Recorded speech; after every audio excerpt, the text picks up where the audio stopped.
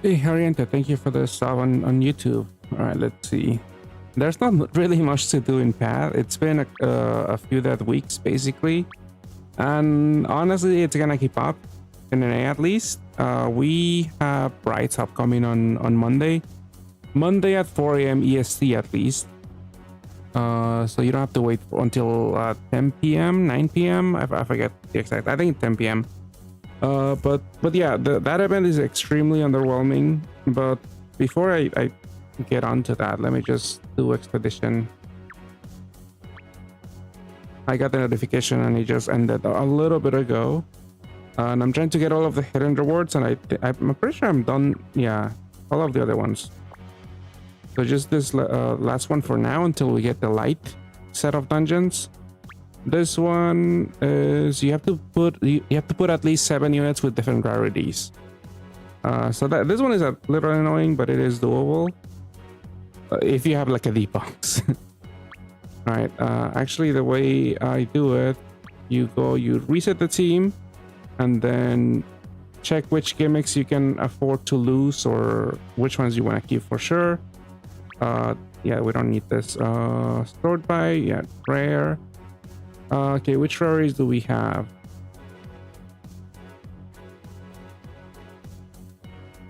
Well, what I like to do, well, actually no. So, how many hints do I have? So there's 8 hints that I fulfill already with the autofill team. If I remove this guy, I don't lose any, but apparently I need yeah, rows, I guess. I don't lose any, so I can afford to lose this one. This one is pretty useful for rarity. I think I lose 3. So I'm keeping this guy for sure. Wilhelm, I lose 2, so let's keep this one for now. That's at least they're different rarities. 6, I have 5, 7. I lose 1. I could lose this guy. 9, I lose 2. I'll keep I'll keep all of this. So 5, 6, 7. 8, I don't have any 8 rarities. I lose 2. I lose 2 from the this one. I mean, I think the other people give me more. This one's 6. I lose 1. I lose 1. That's the same basically. 4, I can afford to keep it. So that's how many? I like to do it in an incremental order. So 4, 5. So I have 2, 6, 6, 7. Don't have 8, but I do have 9. Really, only 3 hints are fulfilled. Okay, let's do this one. So I want like an 8-star with multiplayer, whatever. Is this guy? He doesn't fulfill it though. It only has one of this awakening multi-boot. This one has 2, but I already have a 7-star. Was there anything better? 5. Yeah, they're 5 rarity, but this guy does have a lot. Actually, not even.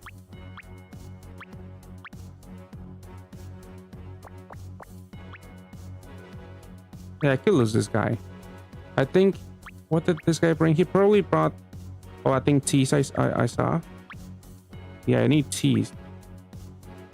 So, you probably let this one go. 6-star, 6-star. Okay, who has 2? 2 multi-boost.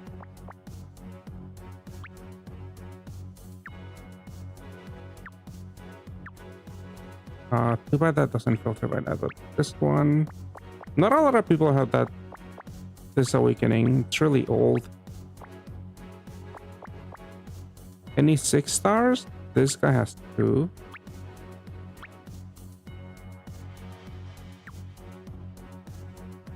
It is 6 stars. Sure, we'll just go with that. Oh, can you do twice? Oh, you can do twice for 2 awakenings from here. Okay. Let's do Sure T. West T. I need like an 8 star or this thing is 3 stars. It has 2 T. Oh, that could work.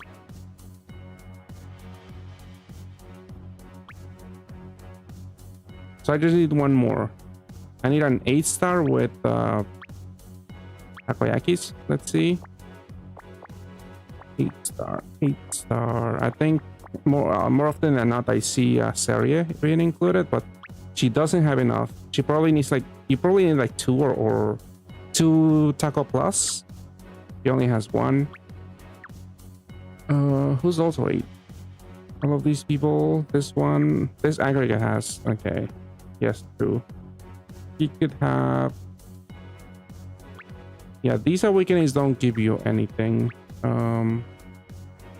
It's just more likely that you will succeed with more damage, like the BDP one or the stats. I think I'll go with BDP. That should increase my chances of clearing, I think. Oh, this is level 10, the dark one. Yeah, let's also make sure everyone has a sync awakening. I don't know which one's more impactful, a barrel or a 10C. Hen. I think they're both just damage related. Barrel increases team attack and recovery by 2%.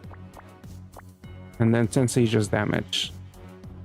Increases attack. Yeah, I think I'll just go with the barrel for this thing. Because that was for the team. This thing has cloud. Sure, this might come in useful for some other one. Just cloud and multi-boost. That's fine. Tape. Super Fua. I think I'll just leave it at that. This guy, I'll just level it up. I'll give you a skill boost, I guess. So that's 7. I mean, I have 3 more slots. That's only 1. Okay, that's not good enough. But then I do the fill-in, so I have the requirements already. And this should hopefully be 5 stars.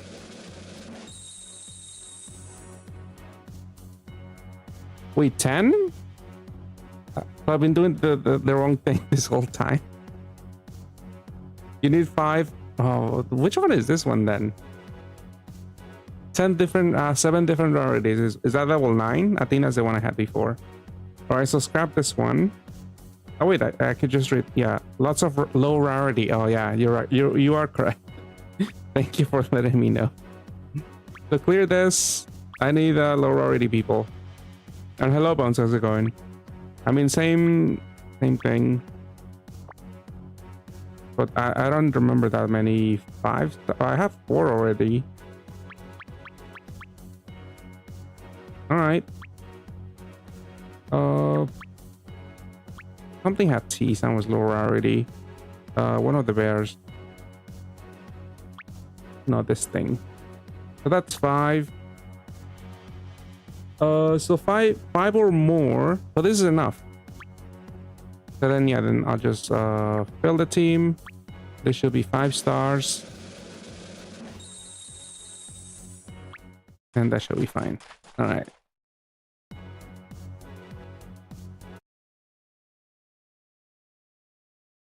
And I gotta do it on my alt.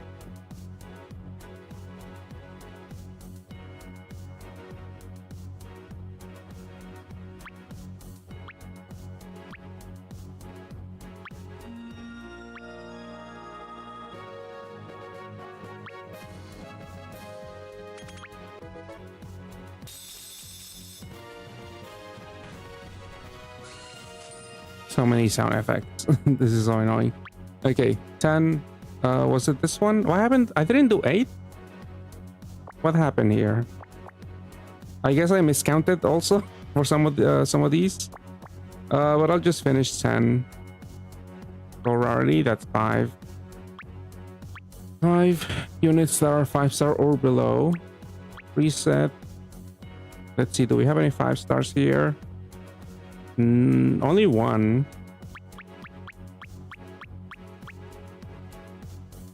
I don't even fulfill anything. You could have Fua? Is that a thing here? Super Fua is what's needed here, it seems. Alright. So let's sort by row. 5 stars or below. Alright, this unit. She only has 3.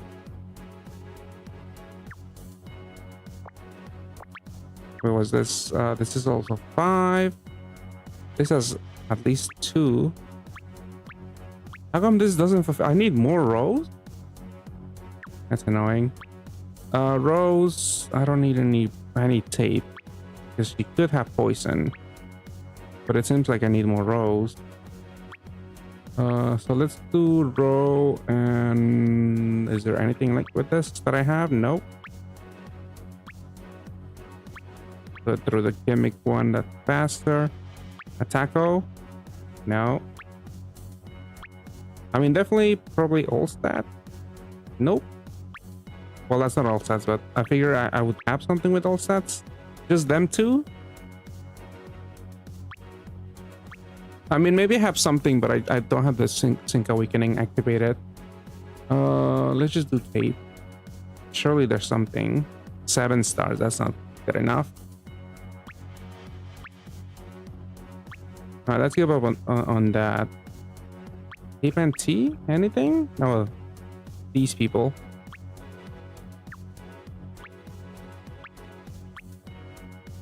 This one is to be awoken.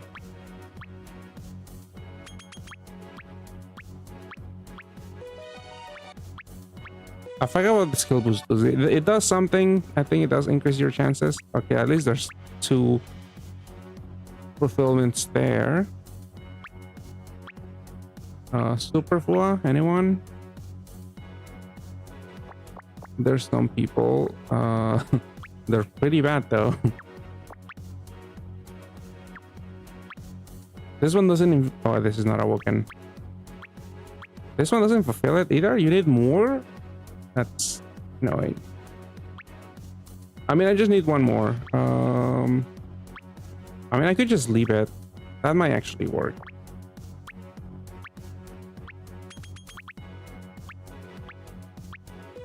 Let's give you Cloud. Maybe you'll be useful for something else in the future for this mode.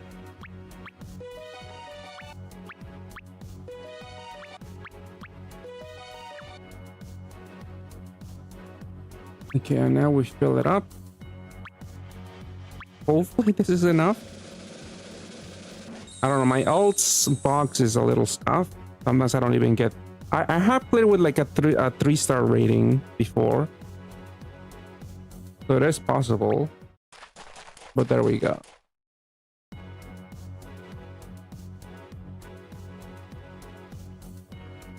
Alright, now it's just a matter of waiting. Yeah, there's really nothing to do apart from just going over Bride and Bad Island, which I'll do. Yeah, Conan's almost over. Nothing exciting there. Oh, this is almost over too. I think there's hidden quests here, right? No? I'll do it some other time. I mean, tomorrow probably. But I'm sure a lot of people did this already. It's probably boring to do on stream. Okay, let's go over Bride. Do you roll? No, I definitely don't recommend rolling. It's a seasonal. Most of them are underwhelming, and this one is no exception. Like sometimes you get something nice like Halloween, like when they introduce Halloween Paimon, or Valentine's when Valentine Athena came out, and Binua also on her introduction. But Bride doesn't really have anything that's notable. Like, it only gives you a few more tools for Reinhardt, but they're not that drastically better than what you could have than what you might have already.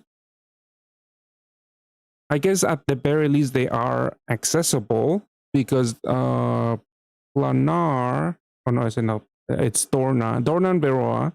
That's an exchangeable unit, and the other unit not as accessible, but you could just buy it if you have the means. But yeah, Scarlet is a BGM, so maybe you have leftover fodder from the years we got in this seasonal, and you could just exchange for Dorna and Beroa and then just buy Scarlet.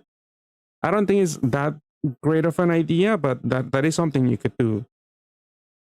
Apart from those, like Haku got a new Evo. There's like some green tea support, which is not that strong.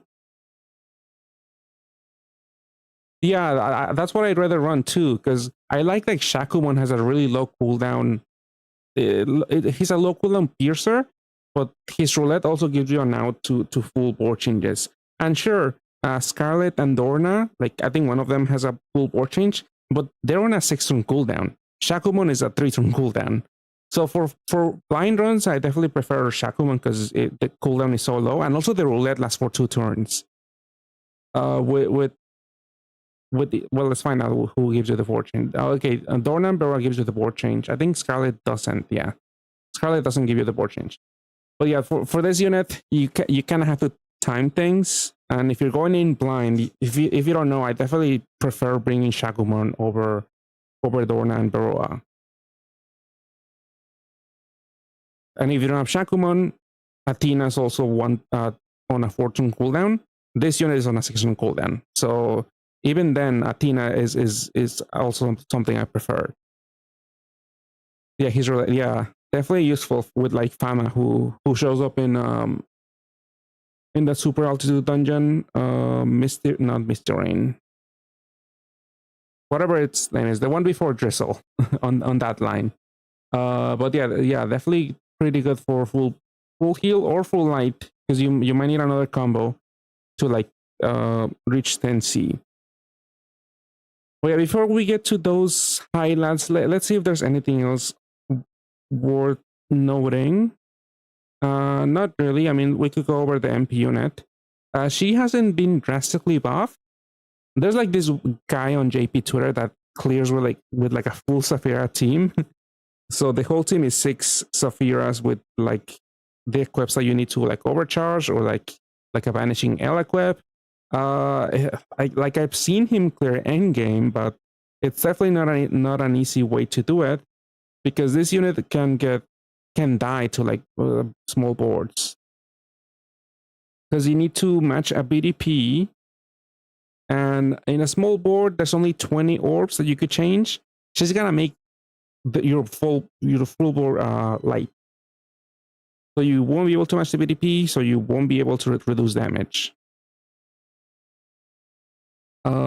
I remember at the time whenever she came out, like there was some support that she got from bartenders. I forgot their names. Like there's this one, I think she's like a cleric or absorption voider that she also expands the board. But yeah, this team, it's a 4-unit system, so there's not a lot of flexibility when it comes to orb gen.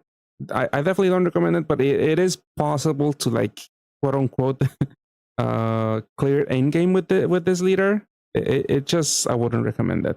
It is possible though, because yeah, there's also the recovery. I guess it's okay. It's pure damage reduction, so that you will have some good healing. But yeah, small board divos are really gonna screw with you. Rion is the new option too, but it doesn't work on a Fama floor. Oh yeah, Rion, yeah, for full board change, yeah. And let's see, her first equip is it's okay, but there's really not a lot of support for light PDP teams. It is a 3-turn haste. Maybe get it for that. If you don't have a deep monster pack, this is not the worst. But maybe I mean right now for PDPs there's Utsuro. Obviously the light ping is gonna suck, but maybe you could put this on some other unit and put that unit next to Echidna, and Echidna's transformation tool, ally change to dark supersedes the equip. lights up attribute. So you could still make a unit full dark with the Kidna. To be honest, I feel like I will do the usual one multicolor. I'm not even gonna do a multi, because I was mentioning those two units that you kind of want to get, Scarlet and Dorna and Berua. Those you pretty much need to run both of them at the same time, because they both complement each other, and you can't really run just one or the other. You have to run both. But yeah, a little more detail on them in a little bit. Second equip, it's not too bad due to the dungeon boost and a button active skill. Also, the no Skyfall combos, it could be useful because it's for 15 turns. The auto heal is also for 15 turns. If you don't have one Safaria, I might just buy one just for the second equip, because that could be pretty handy for farming with like Gintoki also. Like that's the unit that comes to mind that needs an auto healer. Sometimes you don't have space or you don't want to use Kagura, so this would be your way of healing in an Evo Gintoki team. And also, there's not a lot of dungeon boosts and SDR equips out there, which might matter. That's actually something I'm doing on JP right now. I was looking for those an equip such as that. There's a few, but not that many. And at least this one is accessible. I'm for farming MP on the extra floor for Pat Island. I'm using. I'll show you the team. But I found out that my team doesn't do enough damage, and you need 4 SDRs for that dungeon. So and two Kikurus that are not with a DDC or a quad DC Leighton that you don't kill. Like this team doesn't kill the boss in one shot. So I needed to have the 6-slot Leighton to get the DDC, the quad DC Leighton. So to resist, since this is my Orbian, like it's very important that you have this up at all times. So I needed an equip with this. Actually, another thing I could have done, I could have put an equip on this unit, a BDP equip, and then put the other Leighton, the new Leighton that I can't, the defense bypass. Because this one does give you a DDC actually. So actually this is not even needed, at least for these purposes. This equip I could have done without it. Just you have to put a BDP equip first on Kikoro, and then put the defense bypass Leighton, which will give her a DDC, which I think is enough for that dungeon. For the Pat Island expert floor. Well, let's say you don't want to waste those Leightons that we just got recently. Then yeah, SDR with dungeon boost is something you might want to do. It is like you there's a chance that a 3k MP unit drops from all of the floors. I think in the long run, if you can stack like 40 something dungeon boosts, the first floor is the better one. But it's very time consuming because I just want to like do a few runs, waste my stamina, and call it a day. Also for this one, for the first floor, you basically want at least a full Camilla team, Academy Camilla team to be exact. And I only have one Academy Camilla. But yeah, on the extra floor, that's where you get a fortune skill delay. So that's why I needed that quad DC on one of the Kikurus, because otherwise I don't kill the boss. But yeah, that's where you would use this equip. Like apart from that, there's always cat type, SBR, which kind of sucks. But yeah, mainly the skill and maybe the dungeon boost and SDR combination is something you might want to get this for. I feel like just one is good enough. I don't think you're gonna use that many of this equip. And like I mentioned, the base is extremely niche. I wouldn't bother building a team around that. Let's see. Anything else of note? 4-star, 5-star. So there's gonna be 2 machines, like always. The full lineup will be included on the 5 magic stone. Actually, they might remove some. Actually, no. They didn't remove anyone. I don't think so, because they only added basically only added 3 units this time on this rerun. So I don't think they excluded any other units on the 5-stone machine. On the 7-stone, usually the 5 and 6 stars, I think those are excluded. So if you roll that machine, you won't see like Bastet and Cano and them. Would be better to save those 35 cents for my banner. I want the new duos. Yeah, I think it's way better, because what are you gonna get in even if you get really lucky? Like, to get really lucky and get anything worthwhile in Bride, you want to roll both Scarlet and Dorna.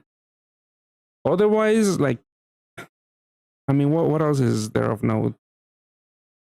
Like, I'm trying to find something else that might be useful. Like, I mean, Uzui, because she's an orb skin, she might not be too bad in the future, because she also changes enemies' attribute to fire. We've gotten some units with like a conditional cap breaks that require certain enemies to be certain attribute to like double or triple their cap break. This may be useful in the future. I don't think I saw anyone use this in JP so far. Pat Island just started, and there's a bunch of units that require your enemy to be fire attribute. But the Pat Island people already turn enemies. Actually, no. People are using the Tanjiro Nezuko duo.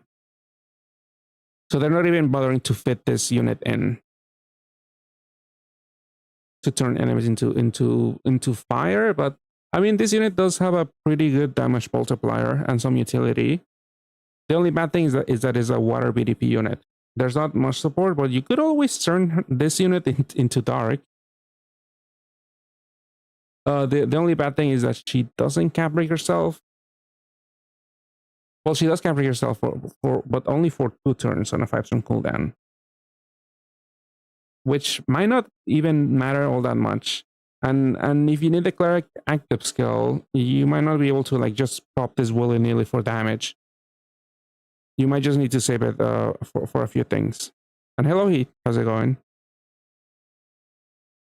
You could buy this. I don't really see the use cases for this, though, at the moment.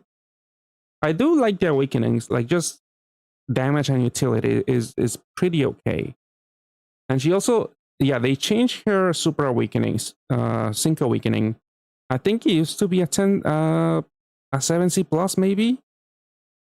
But they changed it to Sun, or was it all stats? Anyway, they removed that. They changed it to Sun. I think it was this run.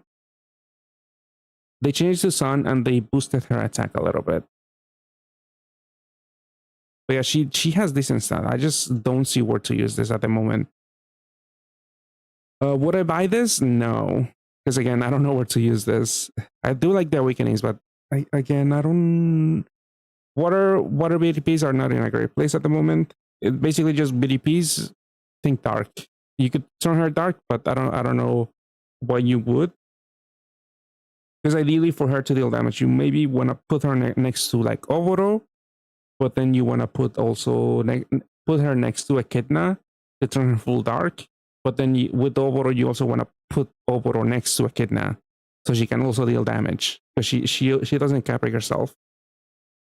Which is impossible, basically. And yeah, in a Sun dungeon, she will get more stats, which kind of like restricts her to Sun dungeons, because in non-Sun dungeons, her HP stat is pretty low, not even 10k HP, and in a Sun dungeon is pretty low.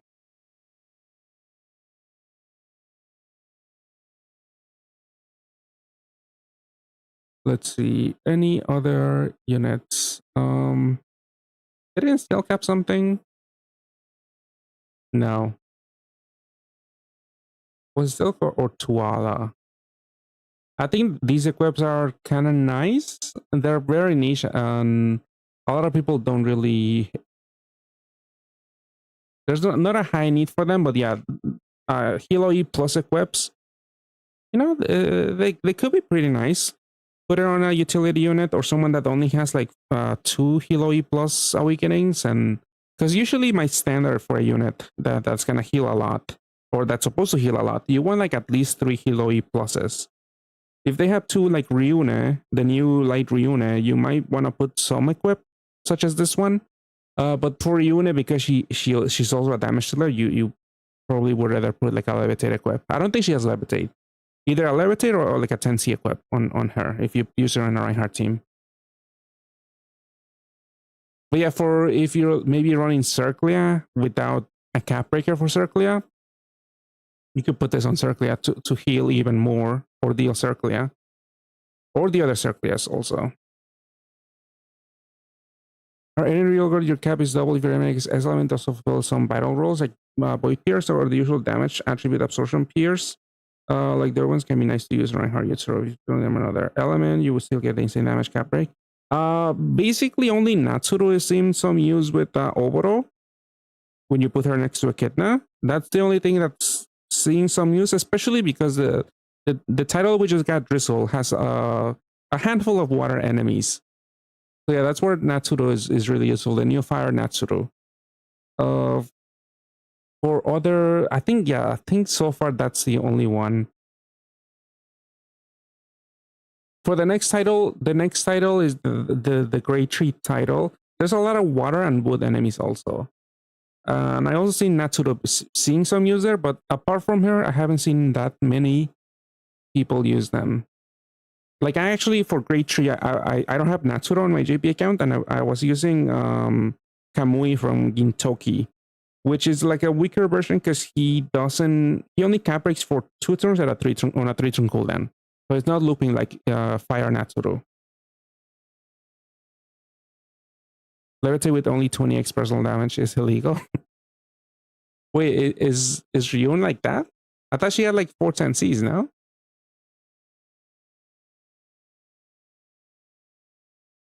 She has 4. Or do you mean some of these people? Oh, this one, Silk. Yeah, I mean, I have a bigger issue with the OE awakenings. Usually don't even want to see them on the base awakenings. But yeah, still pretty bad. I mean, at this point, there's not that much of a demand for this type of unit. I remember when I think she had a little bit of a spotlight when Gundam came out, because there was that God Gundam team or whatever, the one with the L's, the Firelight L team.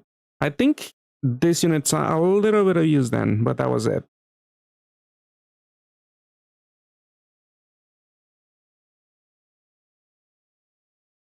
Let's see, what's another?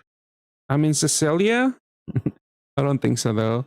I think May Cecilia is still better after her buff. This is 2x light attack, 2x recovery, move time, cap break to 60 billion, and roulette for 1 turn.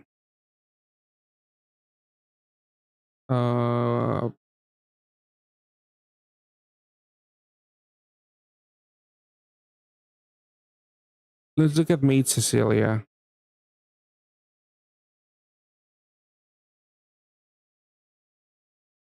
Translate. Usually it asks me when I refresh.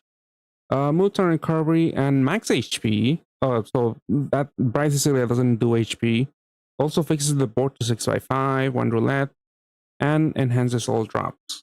So this one doesn't have any damage, but you're kind of running this unit with Maid Ideal, probably. I think after her buff, I haven't seen a lot of people use Maid Ideal, but I don't see a lot of people use Maid Cecilia.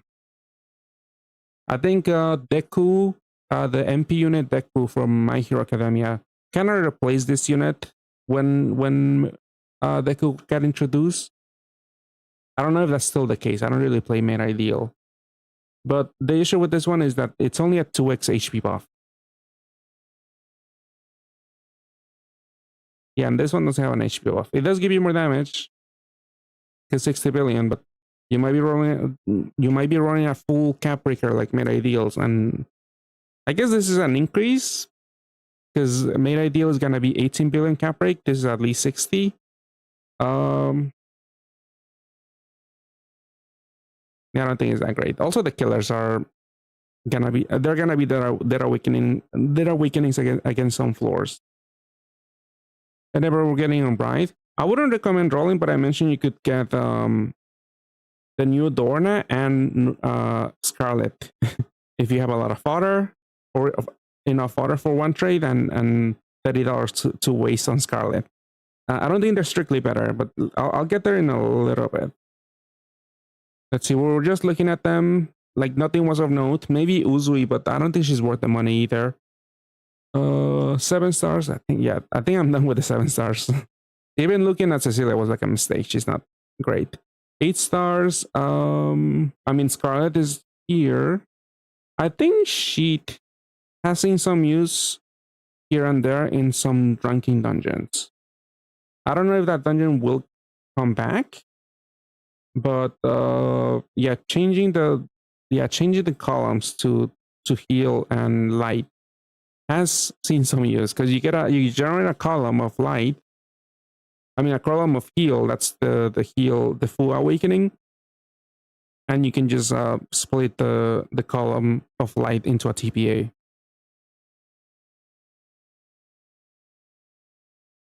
We're probably gonna get mates right after Bride.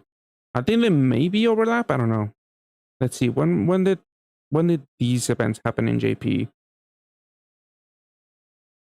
Let's see. So Bride happened on June 8th, ran until the 22nd in JP. And then Path Cafe started on June 13th. So 5 days later. So yeah, they should overlap. Unless they push things back, but I'm pretty I don't think they would push Path Cafe back. So within next week, on Monday, we'll see Bright starring in the AM. And then before maybe on next Monday we'll see Path Cafe. Or maybe it'll start on, if they rush it, it could be like Thursday or something.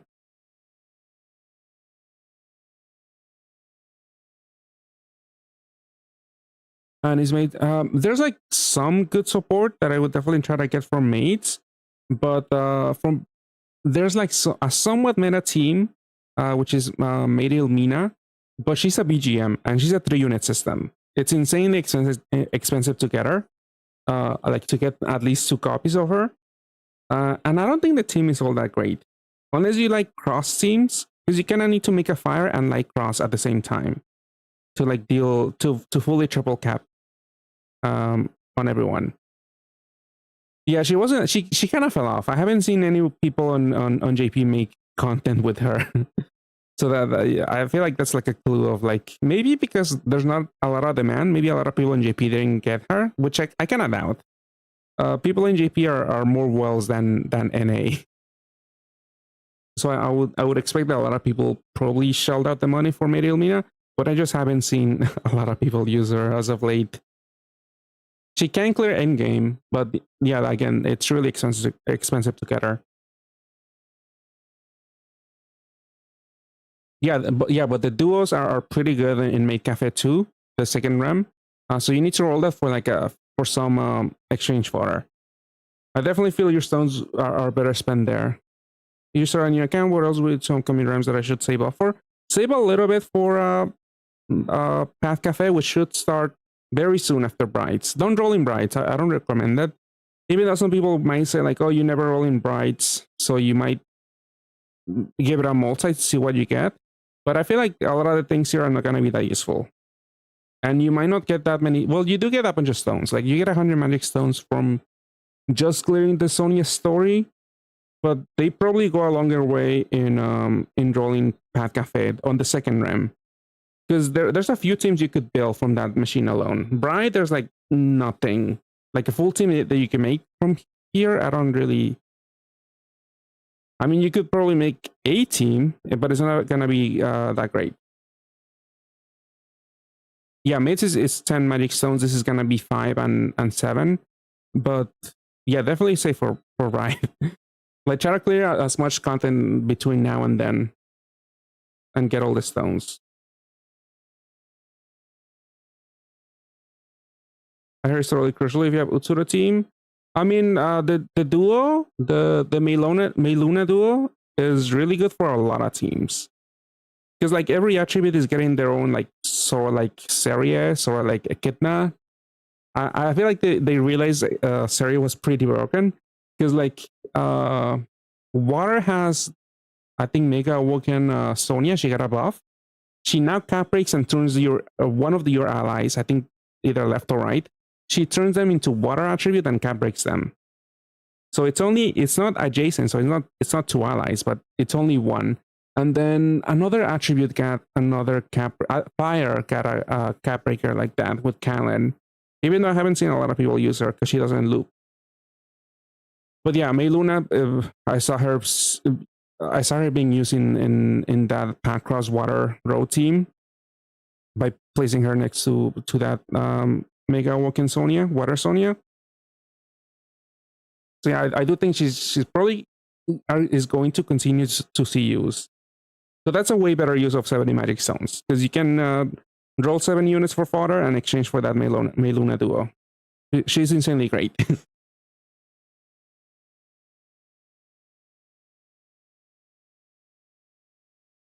And then we should also see the Madoka, or hopefully we do see it. The Madoka Super Gathas. That's another event to board rolling a few stones. Because that way you can roll a few GFEs that might be useful. Like a bunch of them are, well, some of the ones that have gotten buffed recently are pretty nice to get. But some of the Madoka equips are good. Some of the GFEs were not that bad. But there's nothing on the level as Gintama coming up soon for NA. Like there's gonna be a stream in JP on the 22nd. Like they might announce something exciting then, but that's gonna be 2 months away from us. 2 to 3 months. Yeah, the team damage is getting pretty high. Like for a bit that they've been like kind of chill, like not power creeping it that much, but yeah. Some things I don't know how accurate. I'm pretty sure it's just for clickbait, but I think Yukuro was like or somebody else was like advertising a team that was almost 1 trillion damage. I don't know. I'm sure that you have to like probably rehaste someone or someone, but yeah, the damage numbers are getting a little bit crazy. And honestly, I feel like it's overkill at the moment. I mean, we'll see when they release newer dungeons, because with a good team, you can like 2-shot pretty much almost every spawn, except for the boss floor. A lot of floors you can 1-shot, but I feel like that increase, like the difference between like 350 billion damage and 400 billion damage is not gonna make that much of a difference. Any improvements for Reinhardt or Tsuru coming soon? I mean, for this one, I guess we could just talk about. Well, let's talk about Phenom first, because she is not too bad. Also, I think I've seen people use her on Utsuro also. She brings you Cloud, Tape. She can deal some damage, although she doesn't cap break. But you could put her next to Utsuro. I mean Oboro for the cap break. She can also help you recover assist, and she gives you a small HP buff, which is not the best, but for some dungeons, you might be able to deal with that, like a looping HP buff. So you could run this unit. She also has Sun now, I think. I think that the Sun Awakening Super Awakening is new. And she also has Resonance. Yeah, that's a lot of Super Awakenings. Definitely don't recommend gambling. Just choose the Super Awakening you want on this one. I think it costs you like 60 Tamadras. It's better than gambling, doing random Super Awakening. Any improvements for Reinhardt? I read that, but yeah, we'll talk about Scarlet and Dorna. Outside of those, let's see. Did Gonho Collab have something? Not really. Gonho Collab. Well, Gonho Collab actually did have something for Utsuro, but I feel like you don't need it. And I think that was it. I think Reinhardt hasn't gotten much love as of late. But you could always, with Sari, you could always turn something into like to fit Reinhardt. But as something explicitly for Reinhardt, I don't think that there's been that much support. But yeah, this unit is GFE exchangeable, Phenom. If you don't have one, I might get one because the Dark Evo is pretty good. Because now it's also a double shield destruction. Actually, I don't remember if she already destroyed 2 shields since last year, but this could be pretty handy, I think. The equip is also really good for the super altitude dungeons with the 4 team recoveries. Like second team recoveries is not something a lot of people go out of their way to do, but at least this one comes with an SDR and a Tensi Awakening. So it doesn't just provide utility, it could also boost your damage and free up some latents for the base unit.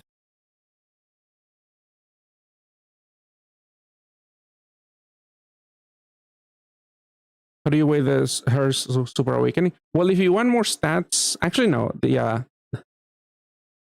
I mean, what's it called? Resonance is 3x to all stats. Sun is 2x HP and recovery and 5x attack.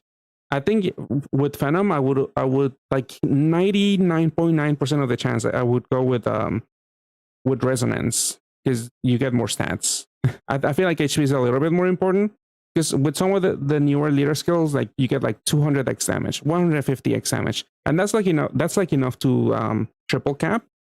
But if you are lacking in good equips that actually fulfill Dark, Dragon, or Balance type, then I would go with Sun if the dungeon is Sun. And then after that, then I guess it's either all stats or Levitate, depending on the equip that you have. Because what if you don't have any Levitate equips, then I would run the Levitate Super Awakening. But yeah, for her, I would definitely go first Resonance, second maybe Sun if it's a Sun dungeon, and then all stats, and then probably Levitate. Levitate or actually BDP plus, because that yeah, if you're running a Nutura team or a Dark BDP team, then you can if you don't want to use a double BDP equip on her, let's say you don't have anything that gives you double BDP and Dark Sub attribute to like get all Dark Pinks on her, then yeah, you could put like a Levitate equip, any Levitate equip, and then double BDP Super Awakening, so that she can take the new defense bypass Leighton. I wonder if it's a regretting creator in Reinhardt making the leader coverage damage absorption. Yeah, he's insanely broken because of that. Like a lot of the leaders that are like even a 2-turn cooldown orb generator. I think there's that Gongho unit that came out. What's her name? Let me see. Oh, this is NA.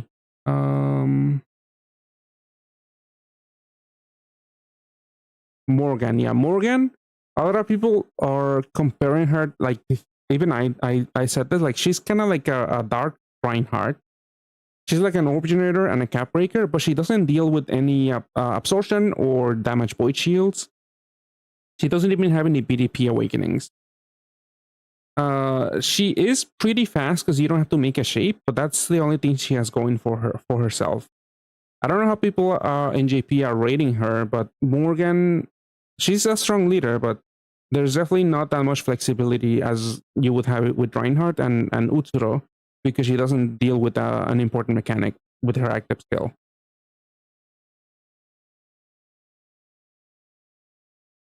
I mean, Phenom is probably not that great for dungeons that don't have a big hit, actually. Because Phenom, this only gives you a 1.5 HP buff. Shinsuke, it gives you a 3x. So that helps you tank a really big hit.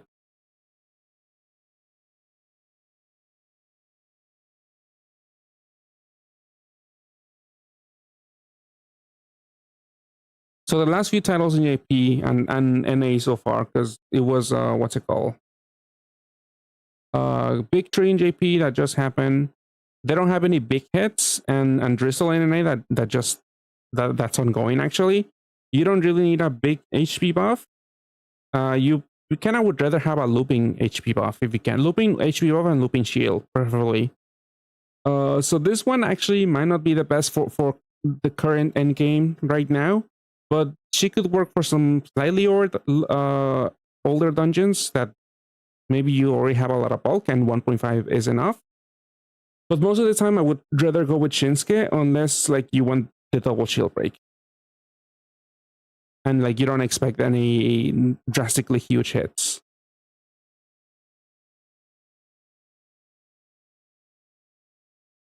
Yeah, definitely. I definitely recommend getting a Phenom if you don't have still, because like I mentioned, I'm even though the active still doesn't do much on the equip, that it could be really useful for a damage dealer on super altitude. And the Dark Evo pretty good for like Utsura teams if you don't have anything better, because she does deal some damage and offers utility, and she deals with important mechanics. And the 2 shield break, like a lot of times, what's his face? Utsura doesn't have any shield breaks. Like usually it's only Shinsuke, and he only does 1. With this unit, it's a little bit faster.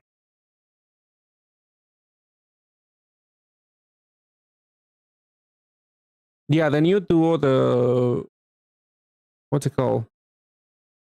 What's the new duo that's also Utsuro can use here? Oh, Niska and Danette. Yeah, that one gives you a looping auto heal. You got famine. I wasn't here for. Actually, no, I was here for AMD 3. I forgot what I used to clear that dungeon. That's the one with the Peacock Queen, right? Well, let's see. I mean, let's look at the other BGM actually. I mean, Dark Wood BDP again, not in the best place. So there's really not a lot of places where you can use her. At least the base one, it's a 10 unit system, and it does guarantee the orbs for a BDP team to match a BDP. So at least there's that. But then you have to get 3 BGMs from Bribe.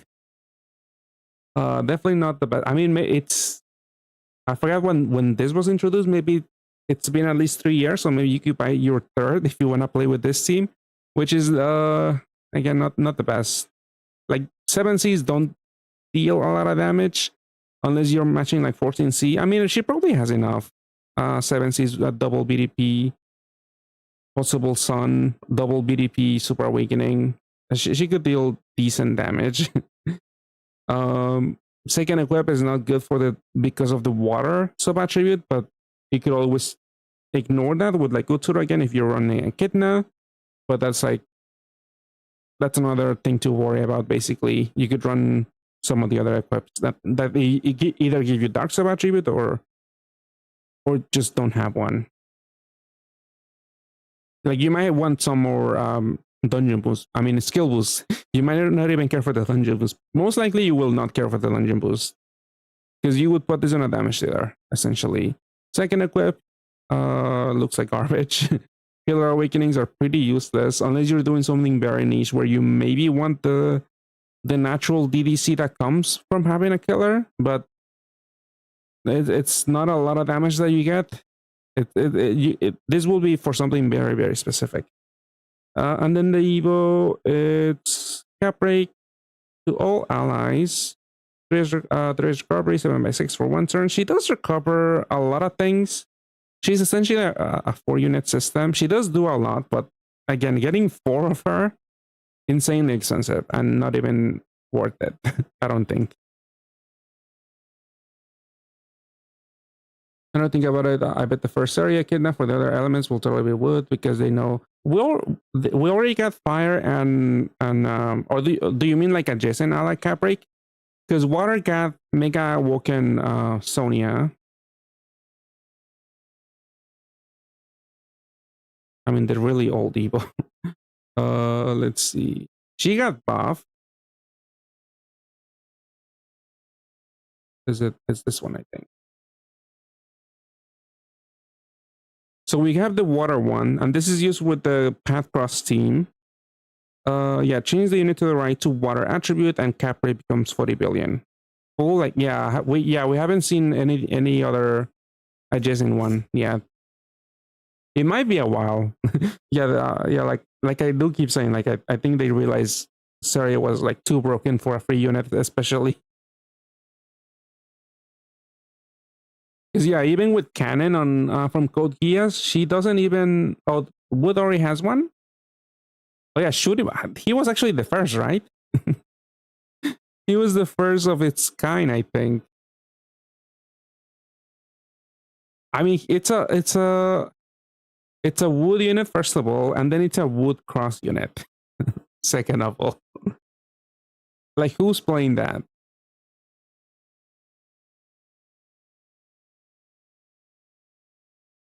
Yeah, 3 turns. Also destroys the shield and unmatchable. Like, imagine this in light. I mean, light has a from Path Cross. There's like a light cross team, but I think there's a team wide cap breaker there. But imagine it didn't have it had tenses instead of crosses. This would be pretty nutty. The shield break, low cooldown shield break, unmatchable also. It doesn't have the cap break, so that's the only actually thing that also sets it back. And hello bitches, how's it going? So yeah, I would definitely skip Norsa. Not I don't see any uses for her in the current meta. Yeah, let's talk about the highlights then. So yeah, Scarlet, this unit and Dorna, the new Dorna, they make up a 2-unit system essentially because they both give you a 45% damage reduction shield if you run 2 of them. Because this one only gives you, if you notice, the shield is only for 3 turns on a 6-turn cooldown, and you will close the loop with Dorna and Baroa. And both of them also address, this one addresses attribute absorption, and the other one does damage, actually pierce. Yeah, pierces for 6 turns. So that's why this is pretty good with Reinhardt, because Reinhardt, we have damage absorption void uptime 100% of the time. And with these two, you get 100% uptime on also those the damage void shield and the attribute absorption. Scarlet specifically is really good because she does bring a lot of utility to the table with 4 Ls and tape, cloud, and jammer. Like jammer is pretty important for some dungeons because right now in Drizzle there's a lot of enemies that give you bombs. And with Reinhardt, he's not a full board changer, so whenever you use Reinhardt, he might not overwrite all of the bombs. So if you have like 2 or 1 bomb overs on the board, then you're pretty much dead because you can't match a row with a bomb or 2 bombs on the board. It's impossible because you can't do the row shape. Yeah, at least this unit does have gives you coverage with both of those awakenings. But I feel like maybe the damage multiplier, the personal damage multiplier, is not all there if you don't make an L. Like it's probably enough with Reinhardt's later skill, but I feel like at times this unit might not triple cap. Actually, she might because Saria does give you a targeted attack boost to your adjacent allies. She might not have that much trouble actually triple capping, even without an L. I mean, she's obviously better in some dungeons because she has the Sun Awakening, but on other dungeons you would go with all stats. And yeah, there's really not much to say about her. I mean, let's see, does she work as a leader? As a light L leader? I mean, you would probably run Reinhardt for orb gen. And at that point, just run Reinhardt. At 6 combos, yeah, because the Fu is not there. Yeah, 6 combos is interesting. But then does Dorna actually gives you like 30 million Fua or something? Oh, she does give you 30 million Fua. So you could pair these 2 units together. I mean, essentially, dual Reinhardt gives you plus 8 combos. Dorna and Scarlet is only plus 6. So that's why Reinhardt is also really good. A lot of the leaders that are like really pretty good, they give you at least 3 combos. Like most of them give you like 3 combos in total, like each, if you like average it out. Reinhardt gives you 4. That's also what makes him great.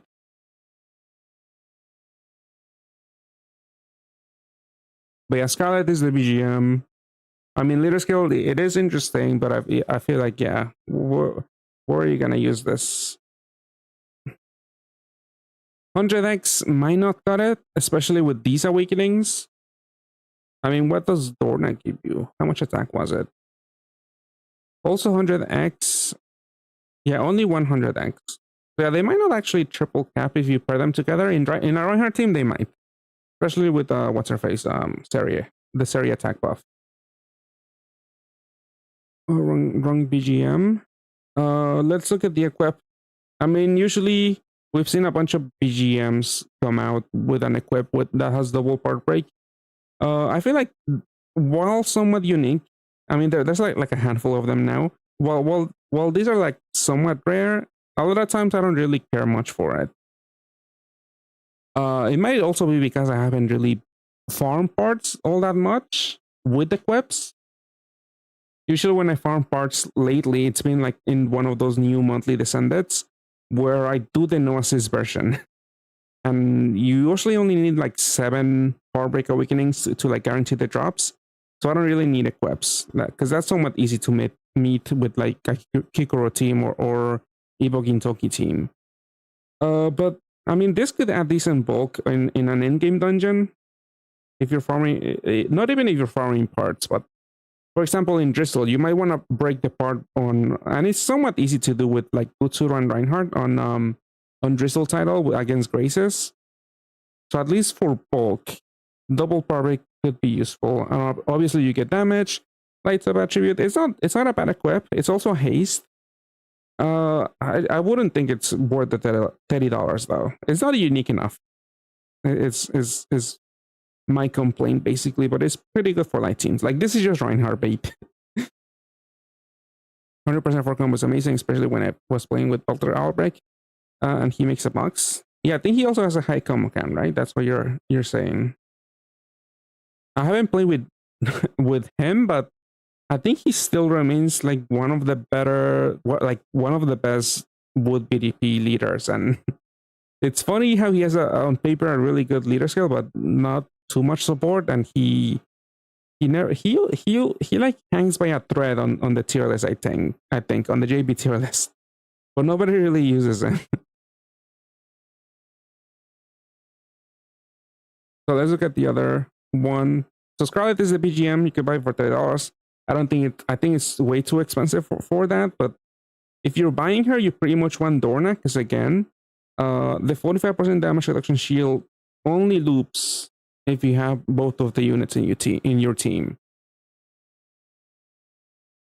Again, you pretty much want Seria also, because you want to put these 2 units next to Seria. If you for some reason didn't get Seria, that's another reason why you don't even want to chase these 2 units, because you need a cap breaker for these 2 units.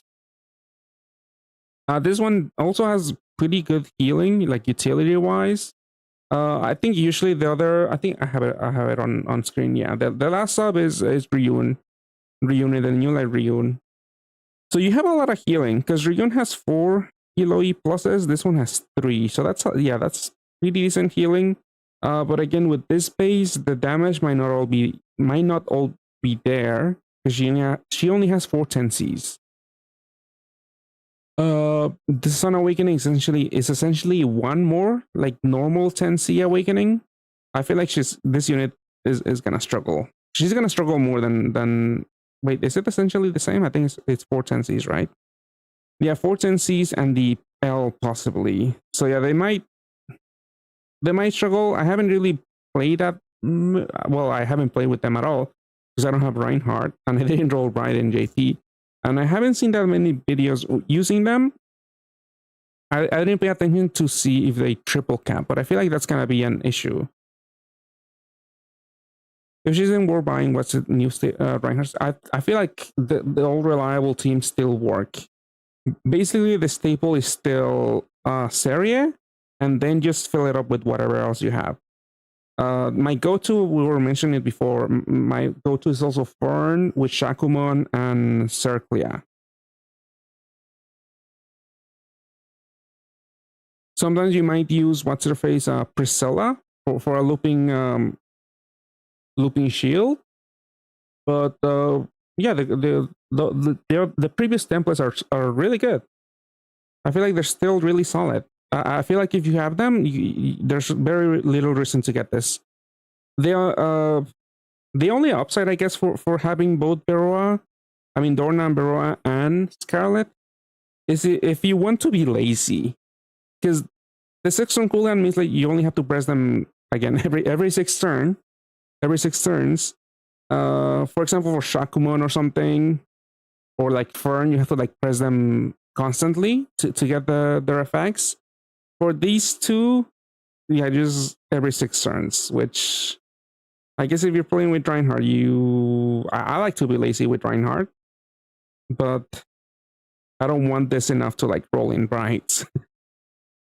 So we're thinking Demon Slayer rerun soon with the crossbar. Yeah, that's what I was thinking too. Oh, you were thinking the same as my friend. He was asking for more Doma support.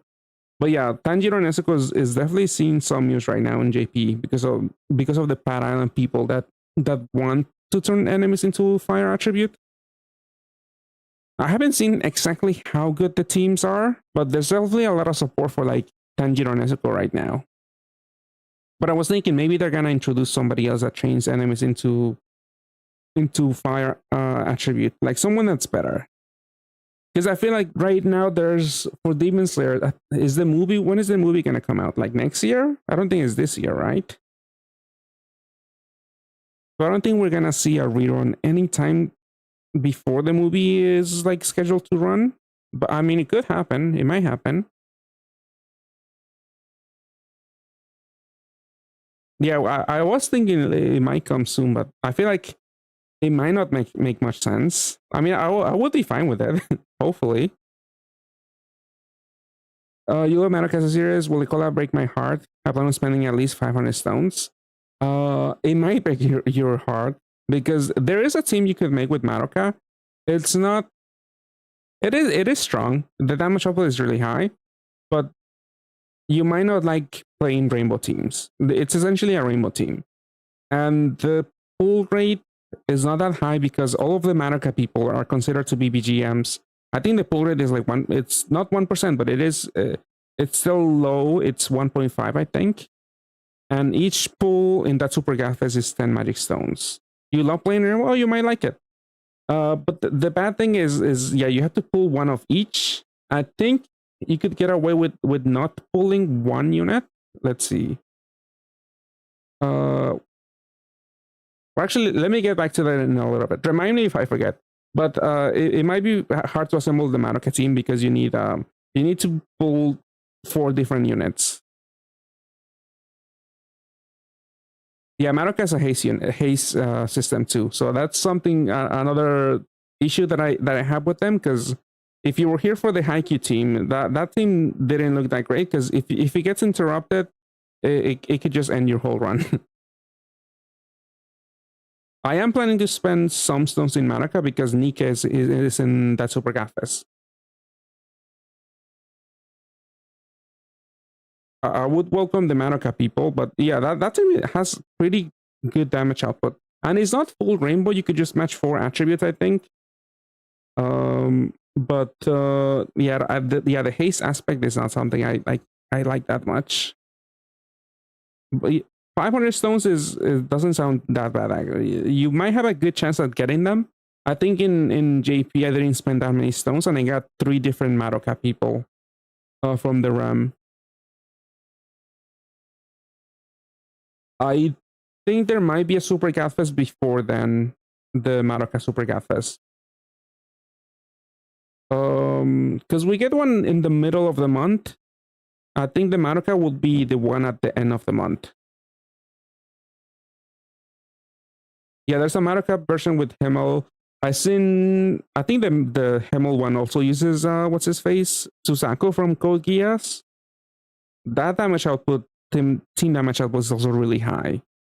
But I feel like it doesn't offer all that much. It's still Rainbow, it's still pretty strong, but it does depend about how you feel about Rainbow teams. I feel like also if we get more dungeons, because I think Crimson was one of them, that have more than 5 or more turns of skill delay, that's gonna end those teams. Because again, it's a haste team, and you need the haste to have your origin constantly up.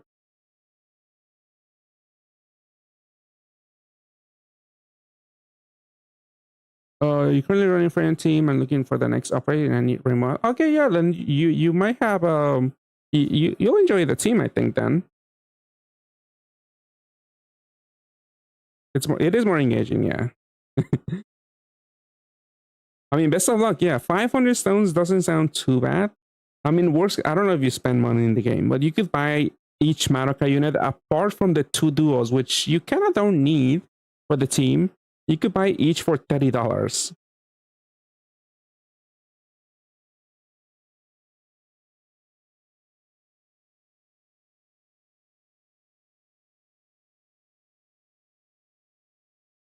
You're not going for it, but if you like Madoka and Rainbow, it's really strong. Yeah, it's pretty strong. I'm not going to go for it, but if I do manage to like stumble into it, I might actually play with it on stream at least. But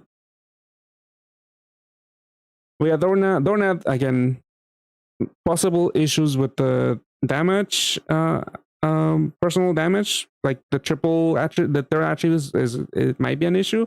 It might not fully cap. The board change again is something that could be good in a pinch, but it's really hard to time.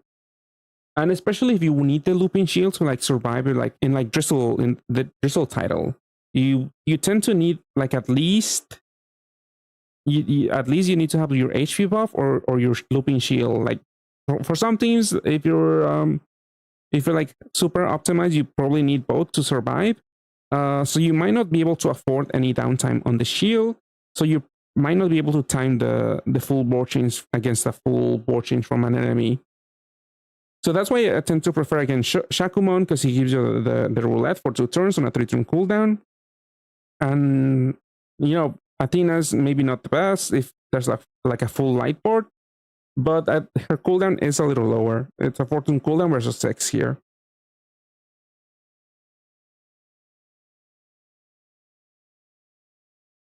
Yeah, the Madoka. Yeah, that's what I said. Like the other two duos that are not bundle units, you don't really need them, because the cat thingy, that thing, you don't need it for any team really.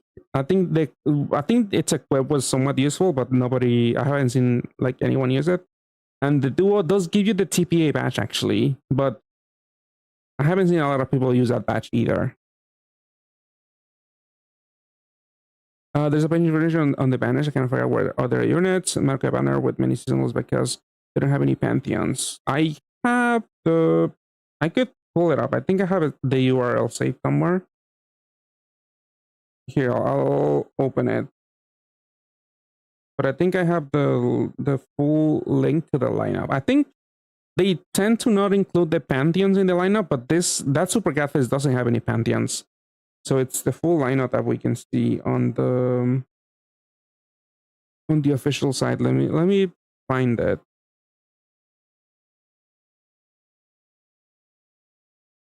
Let's see. Tanabata, Madoka. Okay, this is the official site, but evolution 10 magic stone. Okay, this is the official webpage. Crimson, yeah, I mentioned the Crimson's 5-turn skill delay. Yeah, they can definitely be interrupted. That's an issue, but I think we haven't seen that many HP debuffs in the last 2 dungeons in JP. I don't think, and actually no, I think Grade 3 did have an HP debuff. Was it? There's like a 4 skill delay, I think. I don't think there's a 5-turn skill delay. But I saw a lot of people tackle that dungeon with a Madoka team. Open another Parakano unit. Allows the Vanishing Bento equip that gives you Levitate. There's might be some other good equips. Actually, I don't remember if we have anything similar to Yura. But yeah, that was a good one. But yeah, this Super Gadfest, again, the first duo with the 2 girls, the Angel and the Devil, I guess. The 8-star, that one gives you the TPA badge. The cat thingy, that doesn't really see any use. But the 4 units at the bottom, the 5 units, they make up a team. And again, the like Irosara mentioned, the Meluna duo is usually the last unit in the team. But you could either use the new Amaterasu duo, which is down here, yeah, Amaterasu and whoever it is, I forgot her name, Amanako something. But yeah, you could use that slot is essentially for a cleric, I think, in for an emergency. You don't need Mami. I think that's the one in the center. You could just pair with the Mami friend, but you kind of do want to pull the other 4 girls. I did see, I think with Susaku, you don't even need the fire girl, the last girl on the bottom row. So you just need to pull Madoka. I think let's just translate her names. So you basically only need to pull 1 Madoka, 1 Homura, and 1 Sayaka. And then hopefully you have Susaku. That's the team I've been seeing as of late. Susaku, and then Meluna, and then you pair with a Tomoe Mami friend. But that's how the team looks. If you buy bundles, you could just buy all 5 of the, or just the 3 that I mentioned. You could just buy those 3 units and have most of the team basically already.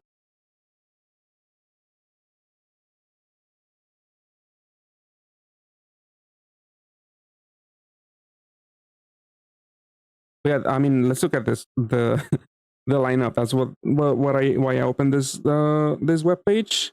This Yura unfortunately is not Pan Academy Yura, but this is another chance to get Chronos if you didn't get Chronos, because that equip is pretty good for overall. I'm sure maybe some people don't have the Chronos equip for overall, but that was a pretty good one to have with that unit.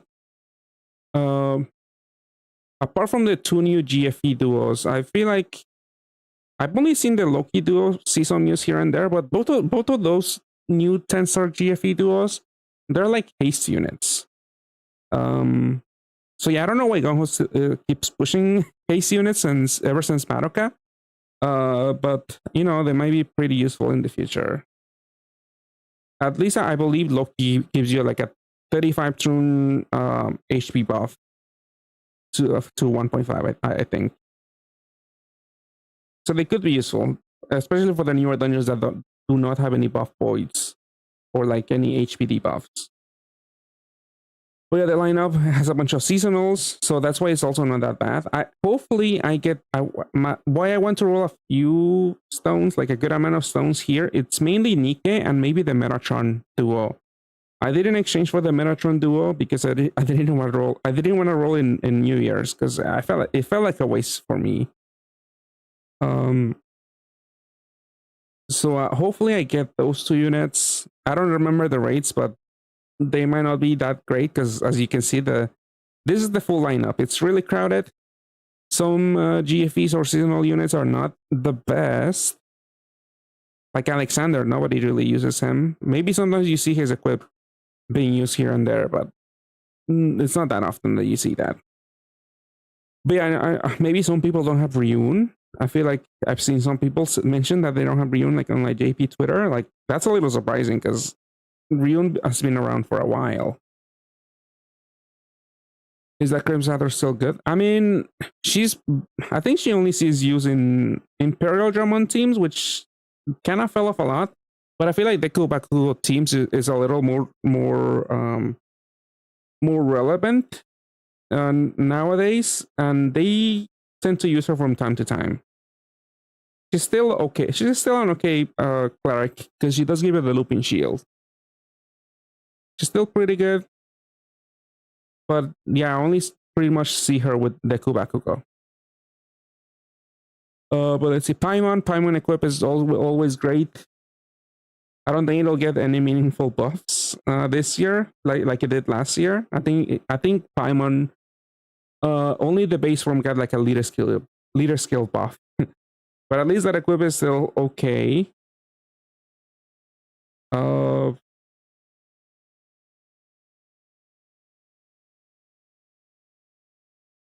But yeah, this is another chance for you to get the BDP badge if you don't have it for your Utura team. But yeah, the attacker badge, the BDP badge, the 5 attribute badge, the L badge are here. The devil badge is all here. Solomon is here. Obviously, Circlia, the Ordeal Circlia is really useful for a lot of teams right now. And like I mentioned, Ryun. And what's his name? Odin. Water Odin is gonna see some use in the Path Cross Water Road team. Because Mega Woken Odin, he got buffed also. Like Water Sonia. So you might. So this is not looking that bad if you care for that Water Road team. I mean, some of the leaders do last for a while. Like Reinhardt has lasted for a while now. Because ReZero happened in hold on. When did ReZero happen exactly? In March. Late March. And it's still really, really strong in JP. So let's give it at least 2 more months in an A. So he has lasted for almost 6 months, 6-7 months in an A at the top of the meta.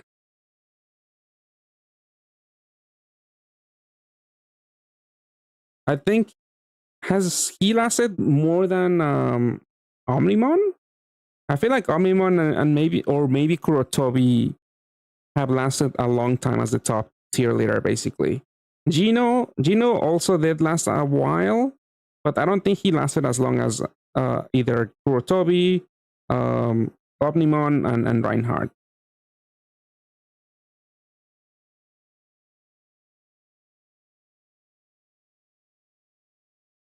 I don't have the data, but I feel like probably Omnimon lasted the longest time, probably at the top of the meta, because he was so insanely broken by accident. Shore's Rain. Actually, I think it might have been Muichiro. Because I remember Muichiro, once he was introduced, he was is really hard to get. And then soon after, we get Hunter x Hunter and what's her face? The cat boy. He was basically a better Muichiro with a higher pull rate. Gino did last a while. I don't remember how long, but he did last a while. And I don't remember the older leaders. Yeah, the Demon Slayer Water guy. He was still really good, but the fact that he was a BGM, insanely hard to pull, you needed 3 for a system. And then Pito came out. And Pito was essentially the same, but like slightly better. And it's not even like Muichiro like immediately dropped off. He was still really solid. I'm just trying to think of another leader that just fell off like off a cliff right away, but I can't really think of something. Maybe the Haikyuu team. I mean, the Haikyuu team still lasted a decent amount of time, but just the interruptions like really kill it. And if you don't know the dungeon well enough, it's just insanely hard to like. I mean, by itself, it's insanely hard to time your cleric, because like at best you have to pop your cleric every other turn, so you have to like time somewhat time those turns with their walking minds, basically.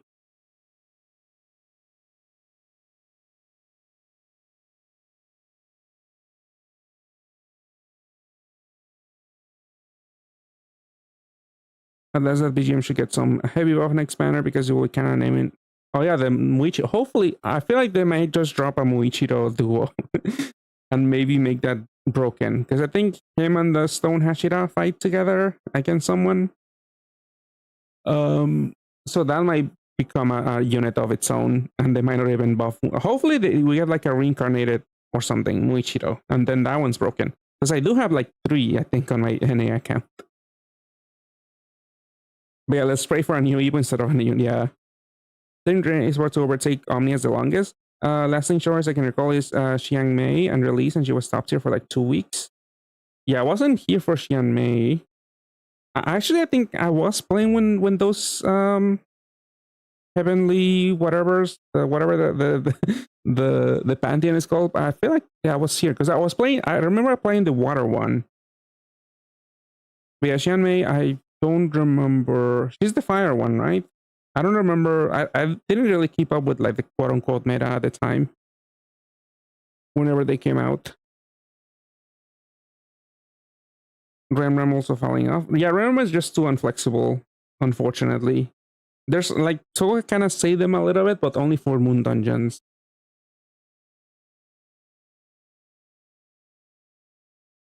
I did play. I think I quit in like 2015 and 2016, and I probably started playing maybe 2012 around there. But then I quit 2016, 2015, and then I restarted playing it on like 4 years ago.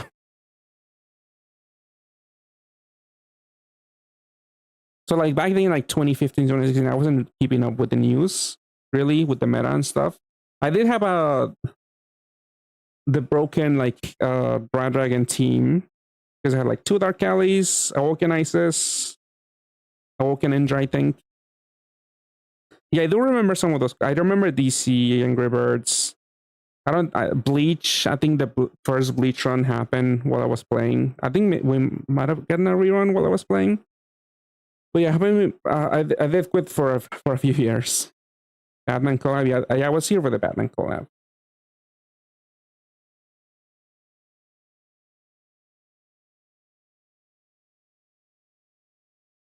I mean, we did get something for the Wolverine movie technically, because that was the last run in JP that we did get in an A.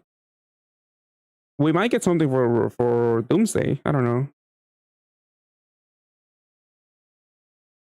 Power Rangers. I wasn't here for Power Rangers. I don't think.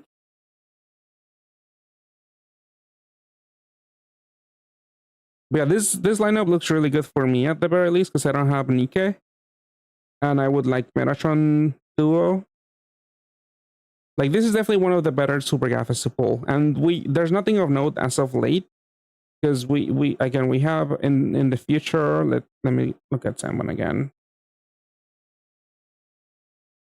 So what we know so far that's gonna happen is obviously Bright, Pat Cafe, the Madoka Super Gaffet, which is this one. A Gon Cola will return. Path Cross, it's also another Super Gaffes, but those units are gonna return because those are in-house units. They're gonna return every other Super Gaffes, or maybe every Super Gaffes. And then Code Geass is not that notable, honestly. And then Pad Island just started in JP, which is I don't think it's well. We'll see. We'll see whatever they release. Maybe they release some more support for the fire teams, and maybe that's when it might be worthwhile to get some of the new Pad Island people.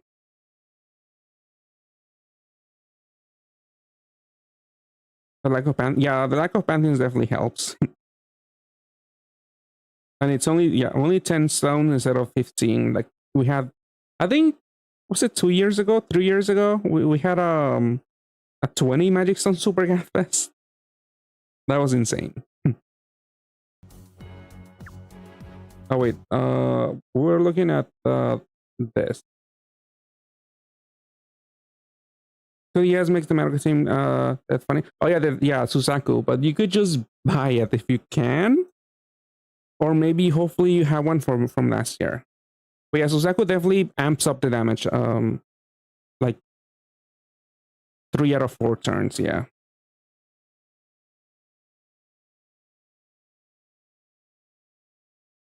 Yeah, let's see. This duo again. Cooldown might be an issue. Might not be an issue. Like if you're lazy. And if you don't expect any board interruptions. First equip, it's double Gat type, so it doesn't fulfill any resonance on like Reinhardt or like what's her face or Fern. But it is good for damage dealers. It does give you light sub attribute. Tape, SDR. It's not too bad.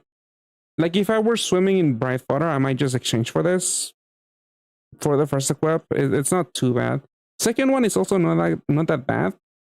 If you just want OE coverage, the active skill, I mean, could be useful for farming actually. Yeah, if I had the fodder, I would exchange for this. I don't think I have enough fodder because I don't really pool all that much in Bright. But if I did, I might look into getting a Norsa because it is exchangeable. with bright units. But otherwise, I feel like you don't miss out on much if you skip this. Like another exchangeable unit is the new Astaroth. I mean, this is wood, first of all. And there is some wood support because we got Mokoto from Code Geass, but you need 2 of that BGM from Conan, which is also in a very unreliable RAM. Maybe you got lucky and you have 2 of them. You could use them as subs in this team. Because yeah, he easily caps with matching T's. He might not triple cap that easily with Reinhardt because you can activate that T awakening. At least with this team, you can, but you pretty much have to match a T and a wood and a light T. And I think that this is also one of those team archetypes that a lot of people don't like all that much. Like people are not used to making Ts, so I don't think this is gonna catch on that much. This unit serves as your orb generator. You need 2 in a team, but they don't override orbs. I'm pretty it should be more orbs because it only generates 15. So this doesn't override any orbs. So you need to have an out, like we mentioned with Reinhardt. You could use the Dorna duo for the board change, but that's a little tricky because 6 from cooldown. I guess you could use. Actually, he doesn't. I was gonna say Shakuman, but he doesn't bring anything to the table because this is the piercer in this team. But yeah, with Makoto, he gives you a looping shield with a system for 45% damage reduction, and he voice attribute and damage absorption. This unit deals with Origin and pierces. So the only thing missing is a cleric in this team, and probably an HP buff. I mean, you might be able to combine those 2 things into one into one active skill. But then you have to match wood T's. And the active skill the leader skill on this unit is not that great, I don't think. Because you don't get that many bonus combos, and you're already matching T's. Like if you want to deal damage with all of your units, you want to match those 2 T's, like I mentioned, lighter and wood, and you don't have a like matching that. If you let's say because some of the newer dungeons they have like a 13-14 combo void or combo absorption shield. It's gonna be very hard to like actually overcome those with this team because those 2 T's take up a lot of space. And it's gonna be difficult to meet those combo requirements because this leader only gives you 2 combos. Then to bring out the Madius wood, change them to fire, and then you deal. I mean, yeah, you get the bigger cap break, but that's it. Are any bright units used for the new hard cross unit? Do you mean like Mill from Path Cafe? Not really. I don't think so. I mean, Mill didn't even catch on that much. Or do you mean any other? I don't know if there's any other notable hard leader right now, but I think Mille, she didn't really catch on.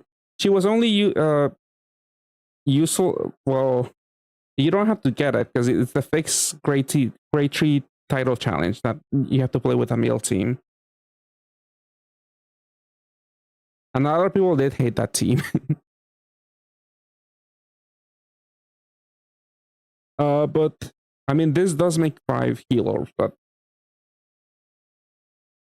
I don't think because Mill already creates Orb Gen. You don't need this unit for Orb Gen. She also pierces, I'm pretty sure. So they kind of do the same thing.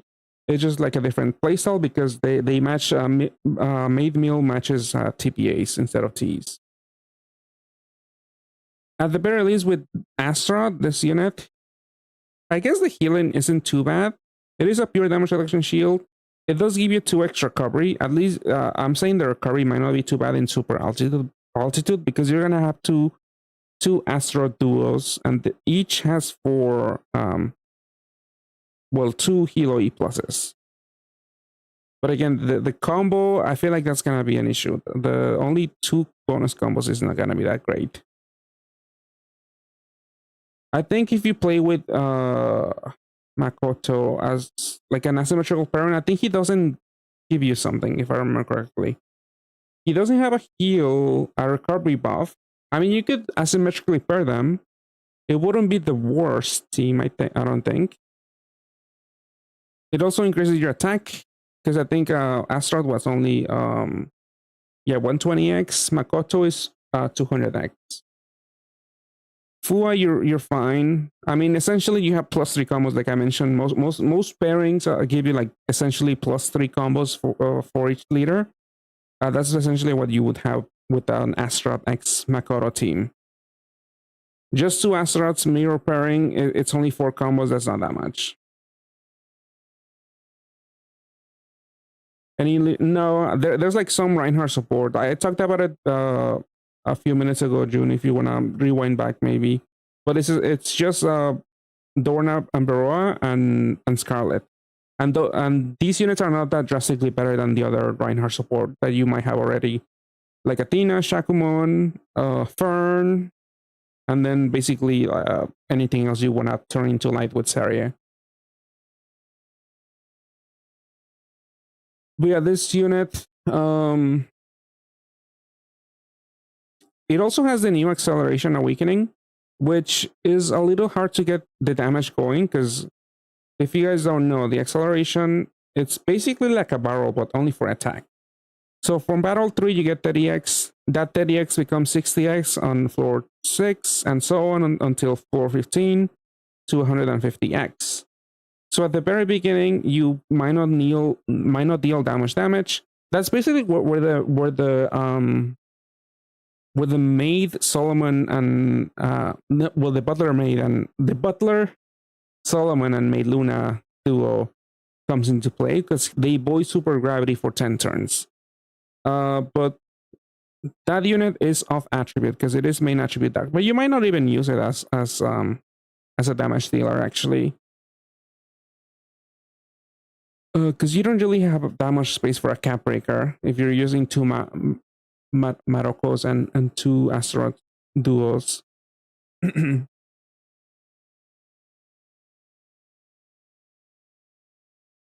Just the free one with Analyze. Oh, you got what's his face? Conan. Yeah, he's not that great. There's always Shootimon. Wait, Shootimon doesn't cap break. Didn't we see that? Yeah, T definitely something a lot of people don't like. Let's see the equip. First equip pierces, recovers, changes all of that to those attributes, breaks 1 shield, low cooldown. I mean, it's not that interesting.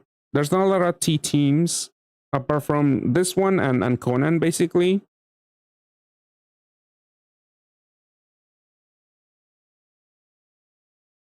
Like, yeah, I don't really see that much use for this thing. Because even for Resonance, a lot of people are not playing wood units. So the Wood Devil, Healer, this wouldn't really fulfill any notable resonances, I don't think. The second equip could be useful for like a ranking team,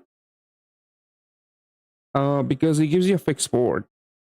Decent OE coverage, I guess. I mean, the Awakenings, it's not a bad set of Awakenings, but this board you could easily make here. Now Samban has this tool. On 6x5, if you tap the active skill on Sanban for an active skill like this one, you can press the active skill again and it gives you the board. On 6x5, this active skill is not that notable. Like, you could make rows, but it's really hard to like fit them, like move the orbs. Because you would do something like this to make a row or something. To make rows. But you could, there's some units like, what's her face? Alicia from Heroines, that one's a lot I use in the last ranking. It makes you a pre-made board with water and light orbs. And if anything, you could use the bicolor heal board hardboards, because I feel like this is a whole mess. Like maybe you want something that gives you a full. I think there's like some Disney people, a lot of Disney people, like give you like a full board of maybe heal, and then they make a heart shape of some attribute, and those are easier to, the bicolor ones are easier to match. Because then imagine the heals are also light orbs. So then you can like very easily make 5 rows basically. But I did see some people in JP point out that this on 7x6, this does give you a pretty good board for combos and some style points. And it's really easy to match. So you grab this orb, you move it down here, and then when you let go, you'll notice there's a bunch of combos. So if Takoyaki Awakenings are worth a lot of style points, so you might want to do this one. You also have a TPA and a hard box. So this is how it looks once you let go. So very easy board. With this awakening, I haven't seen it used in JP and in the ranking, but that might happen soon where you want this equip on 7x6. I don't think this alone, if you care for rankings, you probably do want to get like a bunch of this equip. But otherwise, if you don't care much for rankings, or if you're like just aiming for like 5%, 4 point something percent to get a crown, I feel like you might be able to do without. Because I feel like NA is not that sweaty, like NA is not that sweaty as JP. Because we don't spend that much as much money as JP does in the game. So I highly doubt a lot of people are gonna go for multiple of them. So sure, like if you're going for top 3, you probably do want like multiple asteroids for this equip. And that's only gonna happen if there's ever a ranking that calls for this board. I don't think that has happened again in JP, but that could always change. But at the same time, that could also not happen. So you might waste resources going after multiple asteroids, and they're never gonna be useful. I feel like even getting one is a little bit sus, even if you somewhat care for rankings, because this board, I feel like you want to spam it possibly in rankings. So it's like I feel like one is not gonna be enough. Because if you're like rehasting stuff, like at best you have like Tundarda, and that's only an 8-turn haste, and this is a 10-turn cooldown. You're gonna have it on some unit probably. Even if you run the equip as a base unit, that Tundarda is not gonna be enough to fully haste it up. But I don't think this is gonna be as a one-off. I don't think it's gonna be that great.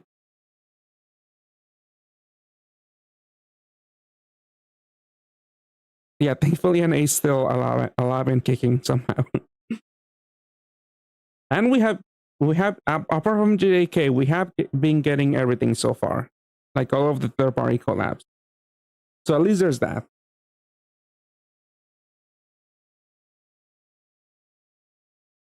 Yeah, not much of a reason why I think you should get Astra, but it would be nice to get multiple if you can. But that would mean rolling a lot in Brights, and I don't see this RAM having that much value to justify that. Haku did get a new Evo. The base form does make a 2-unit system, but it is pretty weak. It doesn't override. It does give you an HP buff, basically. Looping HP buff, I think. Yeah, 3-2. Yeah, 3-2-1 is a 2-unit system.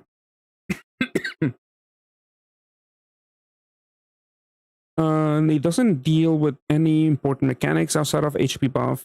It is a big HP cap, somewhat big cap break, but it is for its turns. So it's only 1 unit at a time is gonna be cap broken. It's kind of like Reinhardt level basically, because you're gonna have 1 unit cap broken at all times to 50 billion. The equips are not that great also. I mean, the first one did see some use with Rosetta, due to when you need the like the haste and the OEs, heartbreak, dark sub attribute. But I feel like right now it doesn't really have that much. There's much demand for it because you would probably want some more bulk from it, or you would want some like damage from it. Second equip, it's a lot of OEs, but there's that T that's probably gonna be useless. Probably wouldn't get it. You could make a one-turn cooldown unit into a looping shield, but nobody really does that. Like that really hasn't been a thing that has happened in like so many years. I think there's that gung ho unit that Paladin. I think maybe some people did it with her, but then nobody really did it. I think the Paladin's equipped, not even Paladin herself.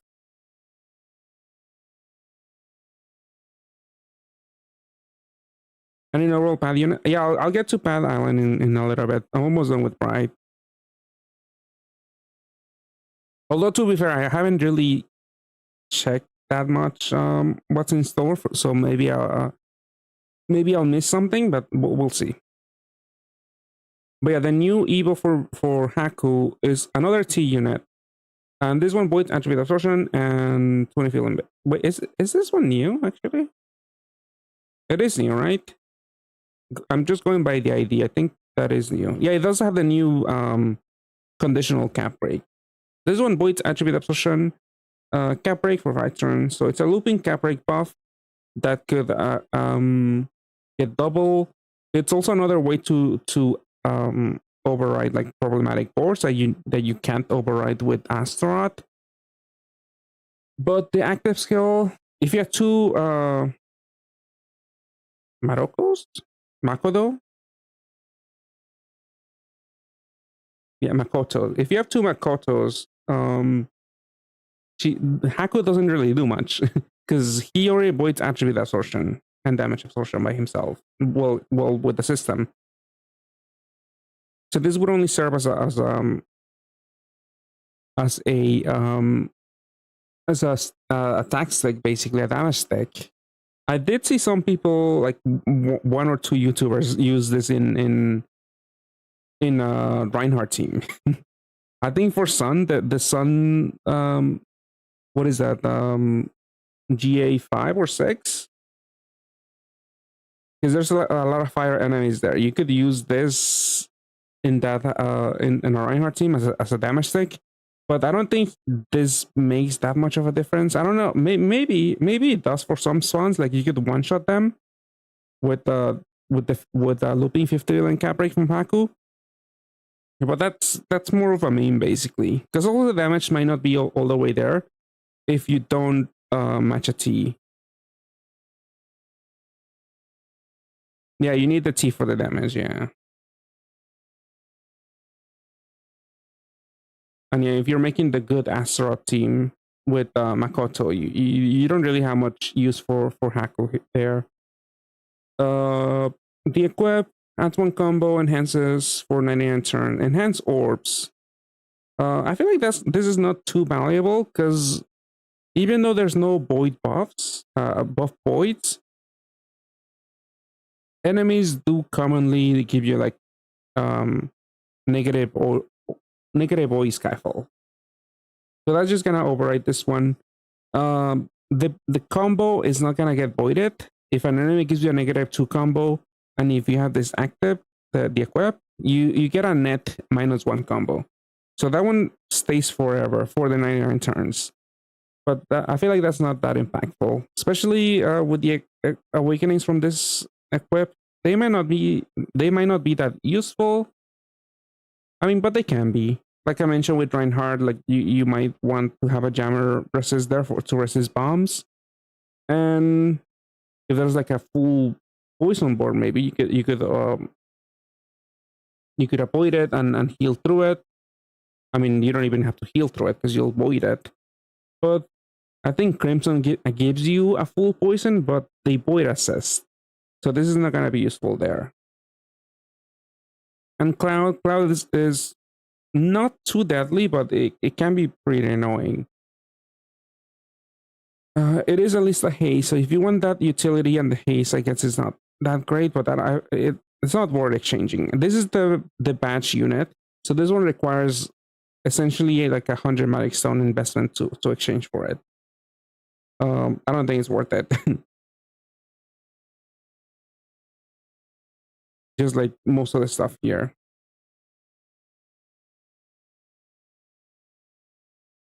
Right, let me get some water and I'll be right back and we'll look at the Fat Island.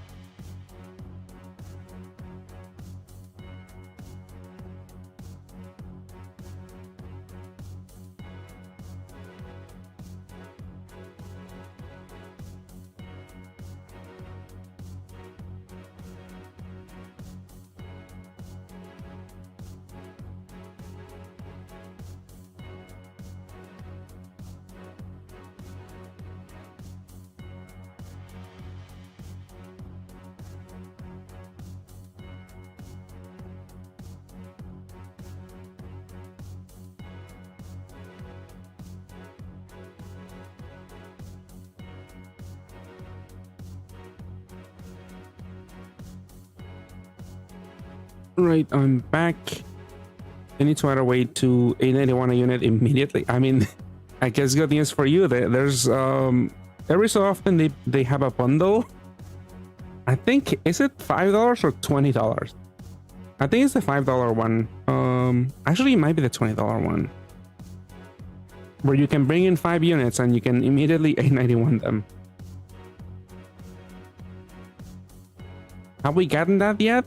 In NA, I think JP has had it a few times. We probably have had it in NA at least one time. But yeah, if you don't want to pay money, there's not really an easy way to do it. They did add new dungeons in JP. They do give more plus points, but they basically require more effort than the plus limit breakthrough Colosseum, because these are somewhat difficult. You've been doing passionately on Expedition. You basically just buy the plus limit breakthrough Colosseum. Oh, they gave us a reward for PADX Anime Expo. Oh, nice. I thought they were just doing the wait. What did they do? The Chinese gods alts.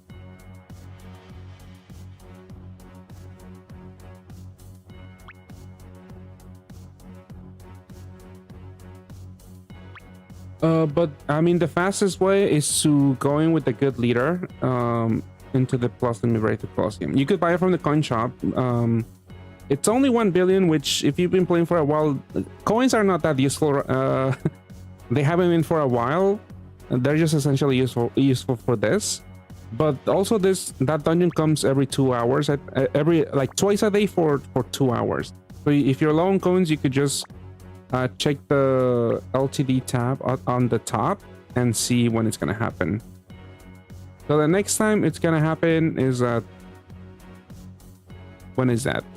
1 a.m. in EST plus limit breakthrough at 21 PST.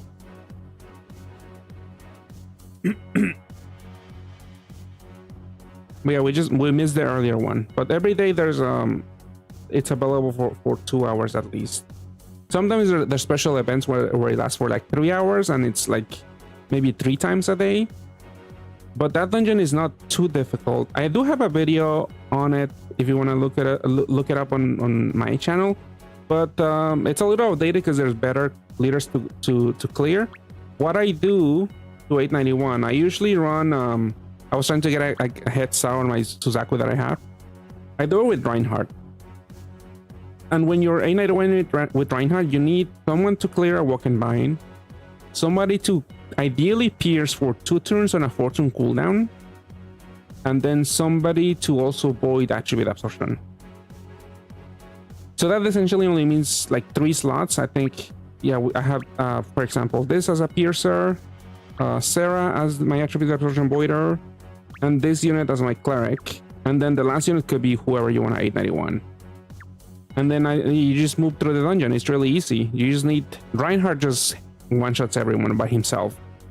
Yeah, Gintoki is also really good. I just haven't done bother with Gintoki because I already 891 Gintoki, and I don't know. I feel like maybe I should just do a Gintoki, honestly. But yeah, that's another option. Like the units that I had on my video were like threats.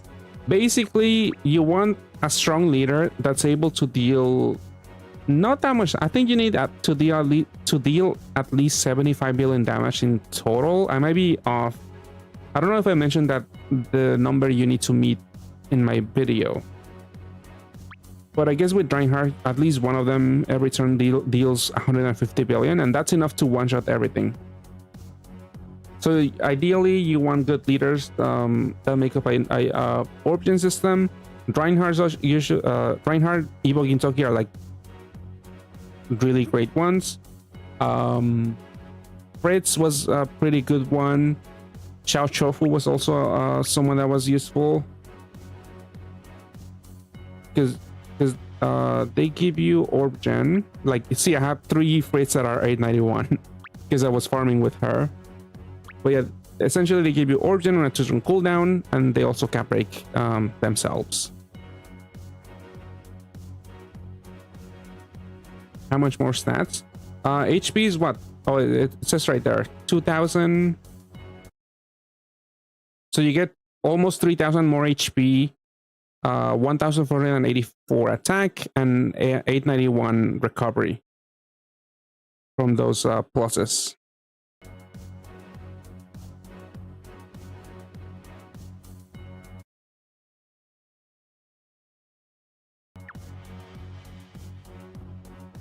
But yeah, another unit that does require more, like Reinhardt doesn't require a lot of work because you just match a row and one other combo. Xiao Chofu does require a little bit more work because you have to heal through the lethal poison that you're gonna need to match. But yeah, if you have those are like somewhat decent enough leaders to quickly farm the plus Liberated Colosseum. I think it's Reinhardt like it's like 3 or 4 minutes for a clear. And you get a random number of like between 12 and 21 plus points on each unit. No, the pluses are a flat amount. Like their base stats are definitely like dependent on the unit, but the pluses are the same amount of stats.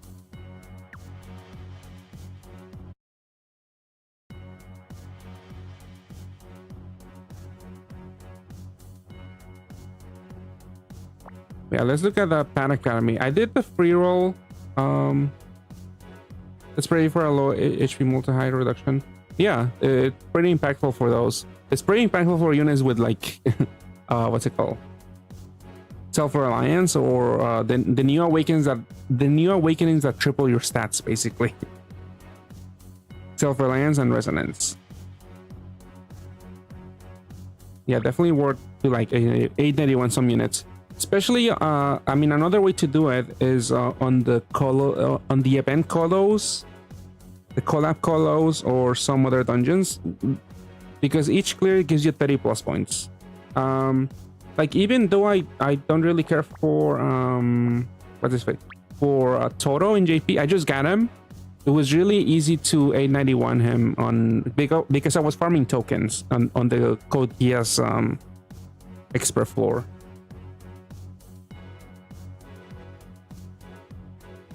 But because Toto shows up, each clear was really fast. Maybe 1.5 minutes. I was like, I might as well plus let's limit breakthrough Toro and just another one quickly. And sure, what's the question, Fluffer?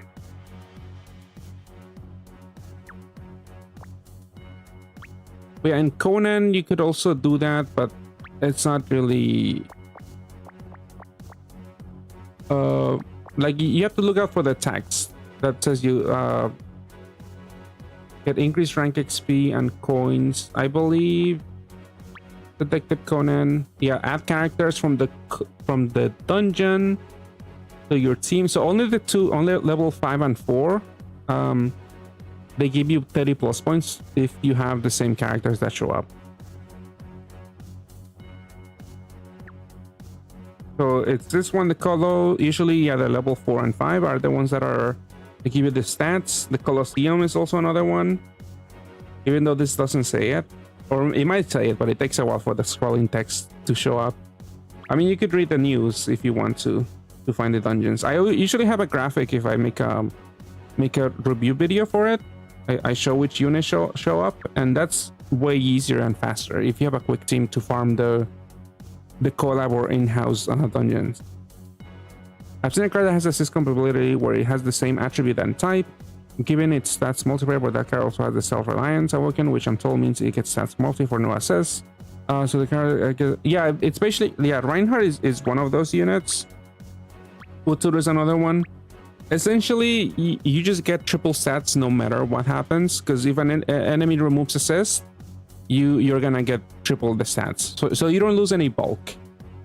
Obviously it's impossible to activate both self-reliance and resonance at the same time, but it's essentially a way to make you retain your stats through no assist debuffs.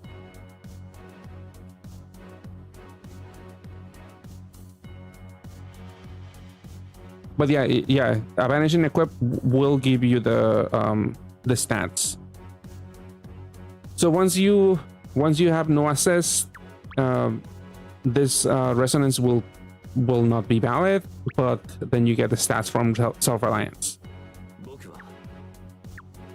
But yeah, that's usually what people do with, I mean, Oboro. Oboro is another unit that has both of those awakenings, but nobody uses Resonance Super Awakening because he has self-reliance on the base base awakenings. So there's like no point on putting self-reliance and then choosing a correct equip, because you get way more stats with self-reliance. And yeah, for a unit such as this one, you want a banishing equip like this one. And hello sir, how's it going? But yeah, this unit only has 21k HP right now, but once you pop the equip and it vanishes, it's gonna triple.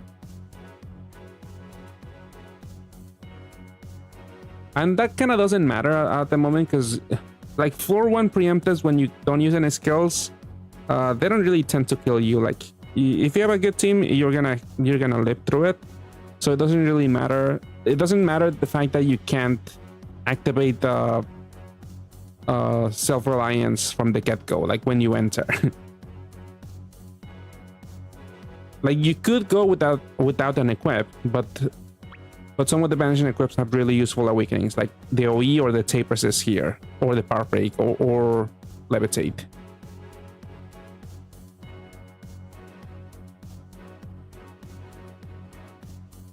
You never play the Merit Hard Cross, never your thing. I mean, you might, if you want to clear the next fixed title challenge, which is an in-game title, you're gonna have to play with that. Yeah, Chronos. Yeah, if you have a few more improved team HP plus latents on Oboro, and if you use a banishing equip, he almost gives you like 90, I think a little bit over 90k HP by himself. Like that's an insane amount. I don't think it's the highest. I think in JP there's maybe someone else that gives you more HP. I think that's easy to check on, not Pat TV. Pat DC.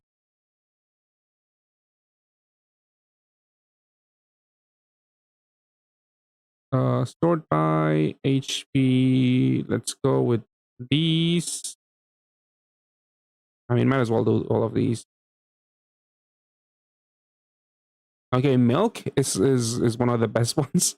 100k HP from Milk, but this only happens on floor 10 and in a moon dungeon.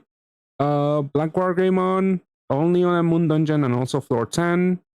Vodka floor 10 because they have barrels. This unit has double barrels, 91k HP. Lemux also moon dungeon. Gene tonic. I mean, who gives you the more stats like from the get go with no barrels? Oh, the new Minaka actually. Where's Oboro? Where does Oboro rank here?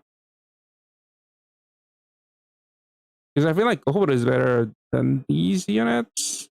It's probably because wait, did I have all stats? I did have all stats. Oh, this one actually with the latent. So Black Wargreymon, 126k HP by himself. Kentucky is also pretty good. Where's Oboro? I thought Oboro would show up at the top here.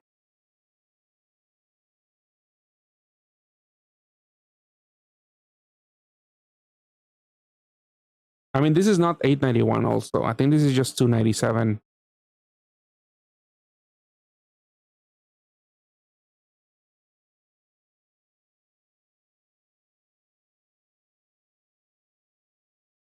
I think I need to enter a dungeon, quote unquote, enter a dungeon. And not parts. Floor 10, floor 11. So Black Wargreymon has 142k HP, 891.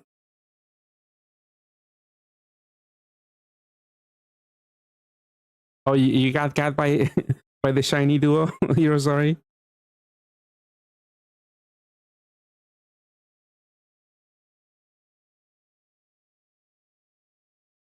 Yeah, I'm not sure. I did tap Self Reliance is enabled, so it should have been up here.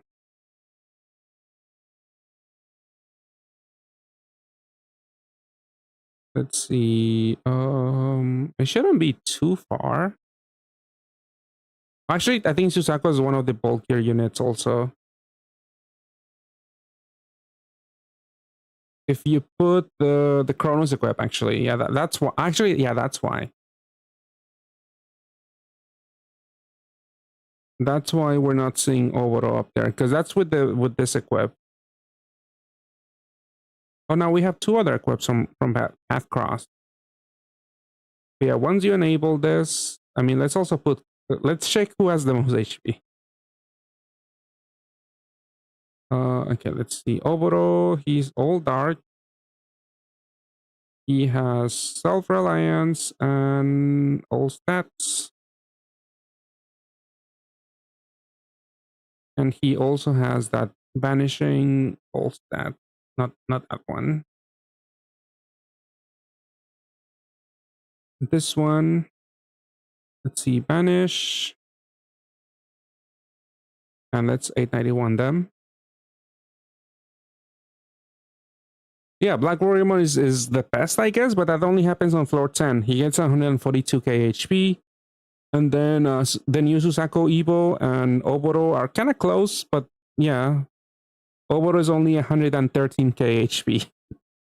Oh yeah, and Moon too, yeah. But yeah, insane stats. I mean, with Oboro, you might go something like this, because he's a BDP unit. So realistically, I mean, this is what I have, basically. Because you might need 4 SDRs, yes, the SDR Awakening. But yeah, Oboro, in a realistic example, only at 95k HP. Well, I'm not building a team. We're just checking the highest stat units in the game right now. I mean, with this unit also, I mean, does he have any SDRs? No. So let's say in a normal endgame team, you usually want at least 4 SDRs. So yeah, Susaku is one of the tankiest units, basically, that you would actually use realistically, like a build like this. 105k HP.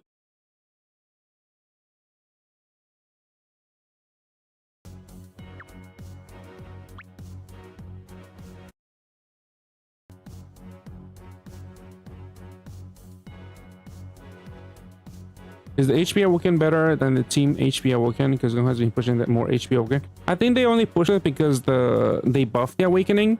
But yeah, you definitely want to stack more Team HP Awakenings. I think only for some units it matters. I remember some people were doing funny builds because there are a few equips that have a bunch of those, right? 4? I think from this one. Okay, let's see which unit could actually have the most HP with that awakening, with that equip. So for this one, we have to exclude this one. What is this equip? So we probably want resonance. What was that equip? What was the type? Not 2. Let's do 3. Let's do a balanced water unit. Basically a balanced water unit. Where's balance? Balance water. Oh, Plotka. Oh, the new Seka also. But apparently Plotka. Let's see how much HP he has. Wait, he doesn't have resonance. 185k. He doesn't have resonance, and this is on Moon actually also.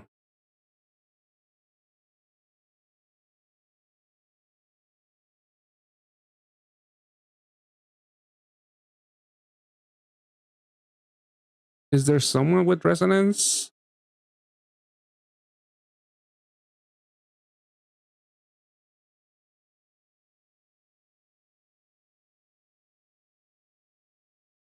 Will this be that much?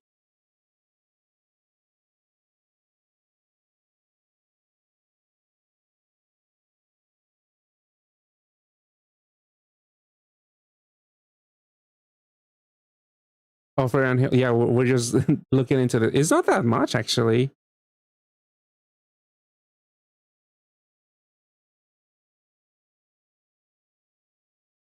I mean, because there's no barrels basically. Oh, Bloka could even be higher.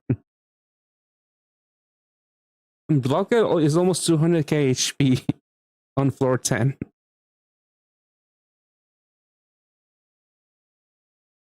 Maybe there's some other units you could do this with, but yeah, this awakening is only good on tanky units with barrels.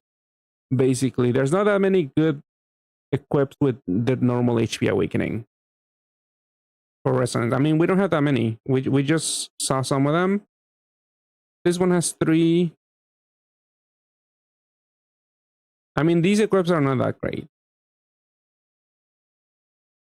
The Gintoki might not be that bad. TPA, 10C, 3 team HPs, but yeah. Yeah, 84k right from the get-go is not too bad, yeah. Because like for some teams, I mean, it might not matter now, but some of the big hits, like on the Moon Dungeon, floor 2 is where you will have to tank a really big hit, and that's obviously before any of your barrel awakenings are active. So that's a case where you might want more HP right away.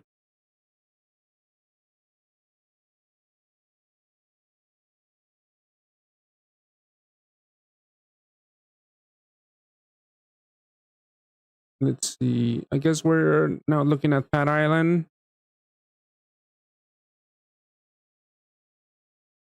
I mean, I'm not drawing, but these are some of the units that are the most notable ones. If you notice, some of them are units we have already, and these are like new evos that they got, like for Minaka and Dorna. Yeah, let's look at Hat Island. I mean, I did mention I did free roll. I think Fujin. Yeah, Fujin.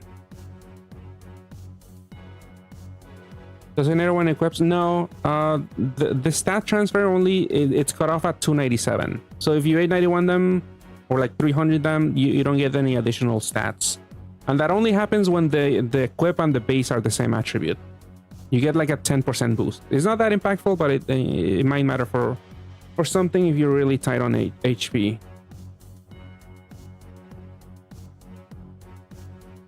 Yeah, for Minakas, yeah, that is a pretty good unit. I mean, most of her forms are pretty good, but for the new form, I think you only need one. You could do it on Sanbon, I think, but I'm using an app called PDC, Puzzle Damage Calc. Cal stands for calculator, for anyone joining the stream. But the bad thing is it's in Japanese, but this is a very powerful tool if you want to be very sweaty about path, because he has dungeon information. Yeah, it's slang. If you guys didn't know, Calc stands for calculator. But yeah, it's really strong because you can filter by active skills, by leader skills. But yeah, I don't know any Japanese. I know a little bit. Like whenever I'm searching for skills, I know where the haste button is.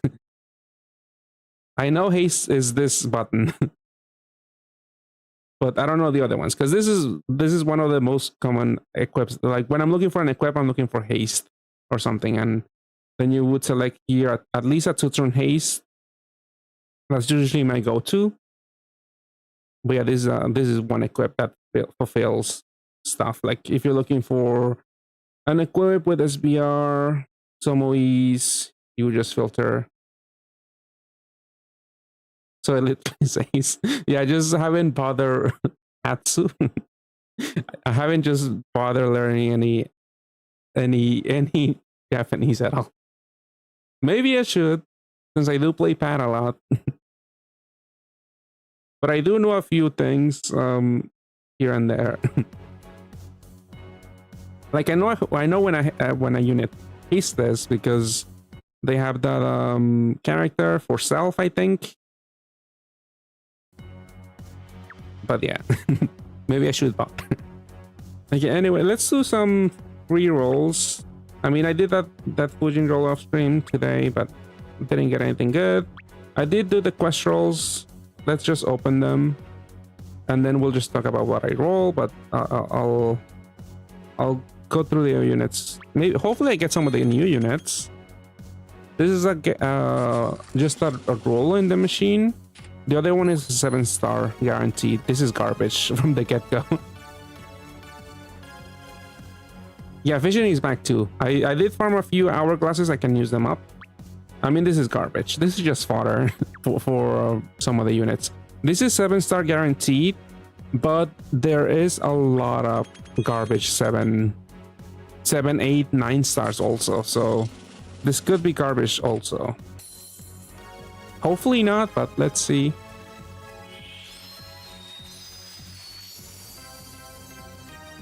Groel, I think I have one.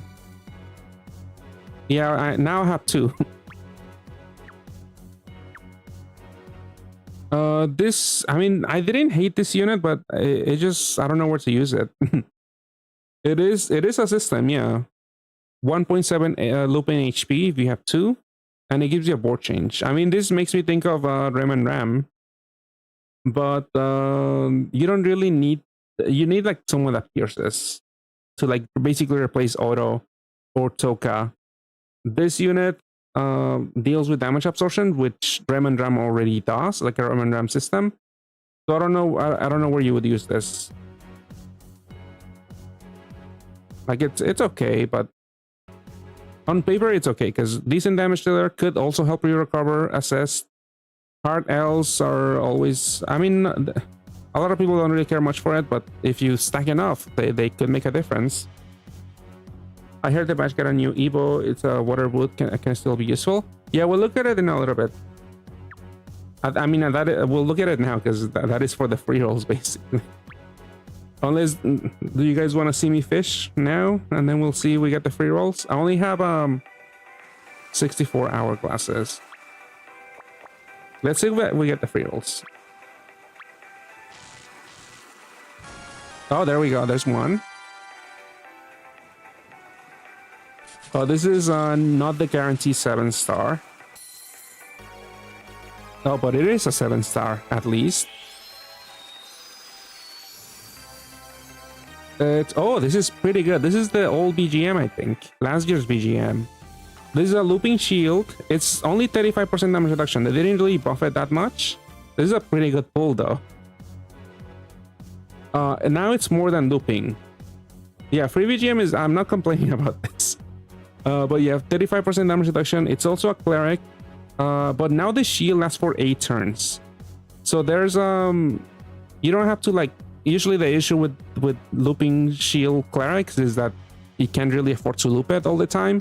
This one gives you more leeway. It also generates 5 nail ores, which might be useful, but I feel like maybe not that great. Look at those, yeah. Pretty good. Yeah, the equips are pretty good too. Maybe not that special nowadays, but I mean it's still really good. The active skill kind of sucks. It doesn't really do anything, but just awakenings alone, like really good for OE coverage, damage, and bulk, and also the part break. The lace bites, yeah, the lace are generally not that great. The other equip, yeah, Gravis, yeah, this was pretty decent on. Yeah, I guess Gravis is one of those leaders that didn't last that long. I don't think a lot of people actually went for Gravis because Dragon Bounce. Like that run, it wasn't really worthwhile to run to roll that much, and she was an orb skin, so you could it was hard to pull, or you could just buy it, and I feel like a lot of people didn't go for her. This equip, it just OE, I mean heal OE plus some coverage. It is a haste. I mean this is not too bad for utility actually. It's a delay and a haste, so even if the delay doesn't work on the first floor, for example, at least you still have the haste. Yeah, this is not too bad. You guys any have... I mean... it's basically... Well, no, Sari works amazingly in Reinhardt. Like, she's basically a staple in Reinhardt teams. Trying to think of anyone. Nothing comes on the top of my head. I don't have, like, a favorite character that I try to force. I'm like a slave to the meta, basically. Because I want to run easy dungeons with the easiest possible team, strongest possible team. But yeah, this is a pretty good pull. For a free pull, that's really great. I don't know if I have any teams to use it in JP. Because my leader right now is basically just Utsuro, and then I farm with Kikoru and Evo Gintoki. Like that unit could be pretty good in the Madu duo. Could be pretty good in Reinhardt because you could use what's her face, Saria.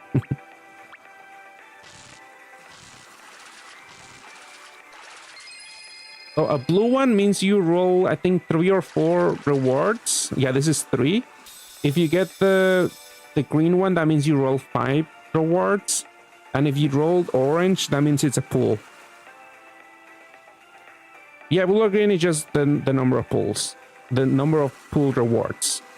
So blue is 3 or 4, and then green is just it's 5. Oh yeah, that duo doesn't have the new Waterwood Awakening. I mean the Firewood Awakening. So this is gonna be 3 or 4. It was 3 again.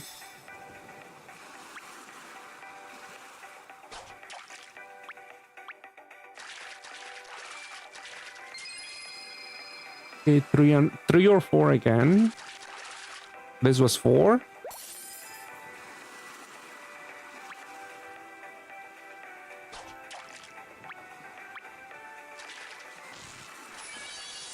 This is 5, so this is green. Yep, 5. Yeah, just those 3 colors. There's no other colors right now. I don't know if they'll change it in the future. But that is what it means. So that was blue, so that's 3 or 4. And then the last one. Oh, it's the guarantee 7-star or above.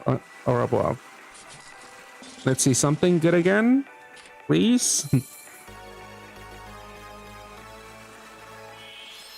they change the composition of dungeons, or is it like? I think it's like last year. Ah, Sonia. She was pretty garbage on release. She's a bad system. She's like a looping cap breaker. She does. You need 2 of her to loop, and she doesn't really do anything with her active skill. They buffered to 20 billion. I don't even think she ever caught on at all. Maybe some JP YouTubers try to clear with her, but I don't think she had a day. she didn't have 15 minutes of fame at all. But yeah, above smooth time, recovery, attack, only for 2 turns. Increases damage coverage for 20 billion. Wait, it's only for 2 turns? 8-turn cooldown. Oh, it cuts down to half if you match Rainbow. So yeah, essentially 4-turn cooldown with Rainbow. So yeah, you need 2 for a system. Yeah, yeah, Box Cheerleader, unfortunately. But it just sucks for Rainbow specifically. You want like a... You don't want to rely on these effects, because I think the later skill also sucks. Let's see, when it comes to recovery. Halves damage. 400, it is a big attack buff. But that's kind of needed for Rainbow teams. As for combos, 10 million Fua only, that might be an issue. And then she only buffs recovery by 2.8. And she's on a pure damage reduction, so that recovery buff is not that impactful. And hello, Black Elemental, how's it going? Yeah, because Pat Academy, I mean, Pat Island is a 7-star, a 7-stone machine at most. They said they're only gonna do it for 10 stones and above machines.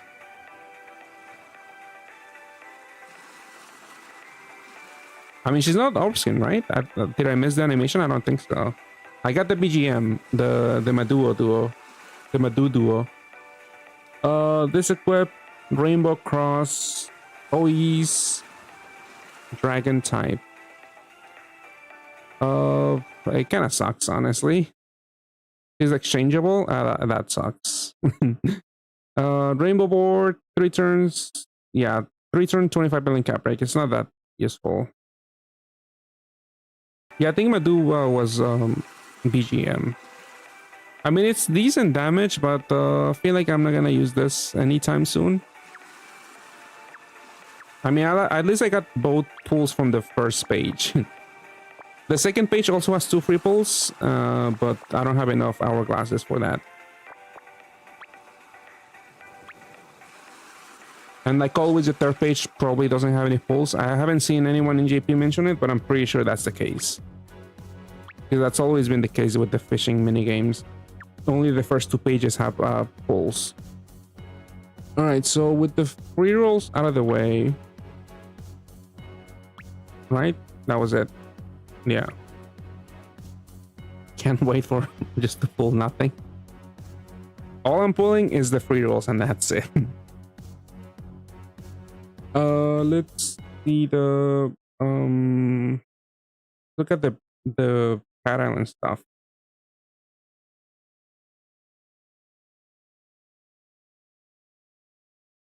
They do have the info, right? Yeah, Pat Island. Okay, so there's like 50 something units, I think, from the 5-stone machine. It's an insanely crowded RAM. The 7-stone machine does cut, actually, on top of cutting the 5 and 6 stars, it also cut some of the which one? The 9 stars, yeah. Because Mineka is the only 9-star that you could pull from the 7-stone machine, which I don't hate. Because those other units are exchangeable, so if you want them, you could exchange GFEs for them. But even then, the lineup is insanely crowded. I'm not gonna waste any pulls here. And the pull rates for even the lower rarity is only 3%. I mean, it's not the worst, but like, for example, Ganesha, Like there's not a lot of 7 stars that are all that useful. Just Ganesha for farming. And let's see. I'm looking. I'm trying to remember if I saw any notable buffs. I don't think so. I mean, this unit gets used with Sonia. Well, it was meant to be used with Sonia Gran when it was introduced last year. It is a 1-turn cooldown origin cap breaker, but she doesn't unlock. But the new thing with her is that she cap breaks to 30 billion with the dragon attacker buff, which Sonia gives you, right? I'm pretty sure it was a dragon attacker, a dragon type buff. Yeah, dragon type buff.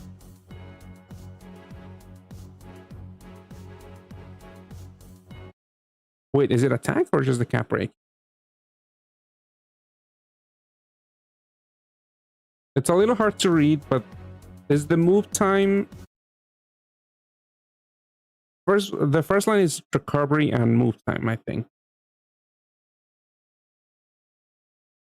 Why is this not working? But yeah, it was move time, recovery, and it is dragon attacker. So yeah, that unit does work with Sonia Gran. Where was it? Can't even read your name because your name is so long. Oh, this is Kubia, yeah, Kubia. If you already have Mineka, are you good to skip? I think Hestia is a unit you kind of want to use on the team that you use Mineka on.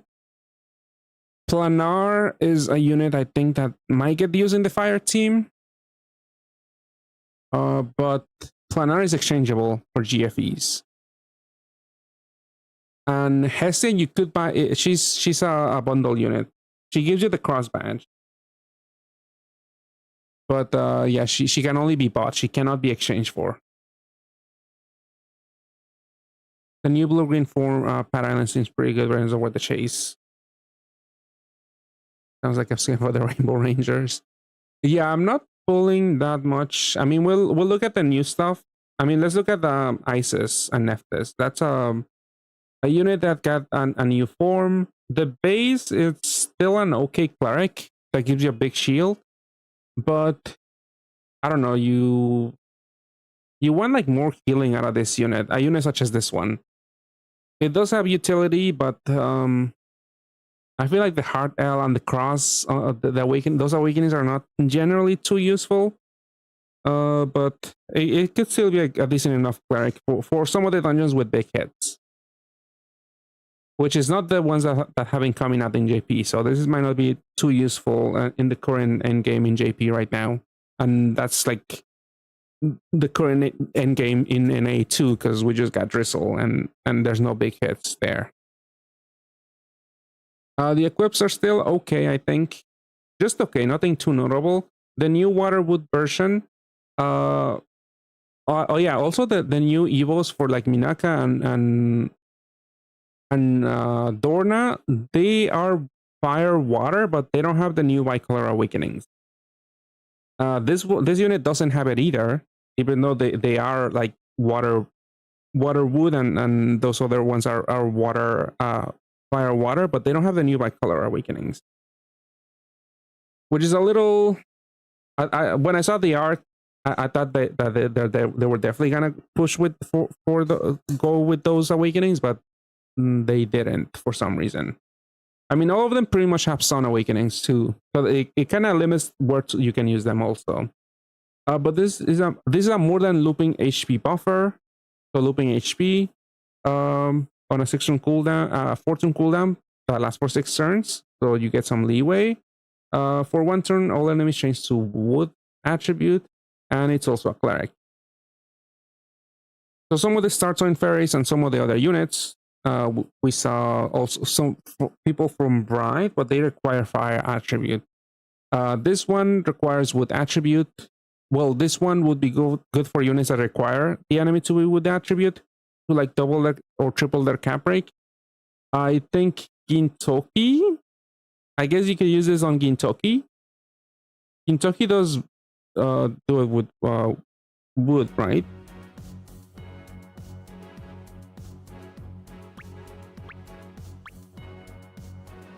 Yeah, when the enemies would attribute. I mean, but the bad thing about this is it's on a fortune cooldown. You can't really pop this willy-nilly. Also, this might be your only cleric. So I feel like this is not that great for Gintoki. I mean, Gintoki is not that great to begin with. He would need more support, but if he got more support, he might be a little too broken. Yeah, there's Butler Amino. Yeah, he's on a lower cooldown, and he is your piercer, but there's still some downtime. It's not the best, and I really haven't seen that many people use base Gintoki with even with Butler Amino. Maid Minaka. Yeah, Maid Minaka is basically just for XP farming, I think. That's the only context where I see people using her for like farming the collab colosseums and in-house colosseums for XP farming. Yeah, I don't think this is gonna be see that much use. It is a little better due to the fact that it more than loops, but it doesn't give you too much leeway. For example, what's her face? The Chakula and Medu duo. That was how many extra turns? I think it was 3 more turns. 5-turn cooldown, it lasts for 3 turns. Isis was 4-turn cooldown and lasts for 6 turns. So only 2 turns of leeway, which is about the same. But it might matter. I feel like the base has a decent mix of utility and damage, but she obviously shines more in some dungeons. And the healing again might be an issue if you only have those 2 heal OE pluses. I think it's still pretty good.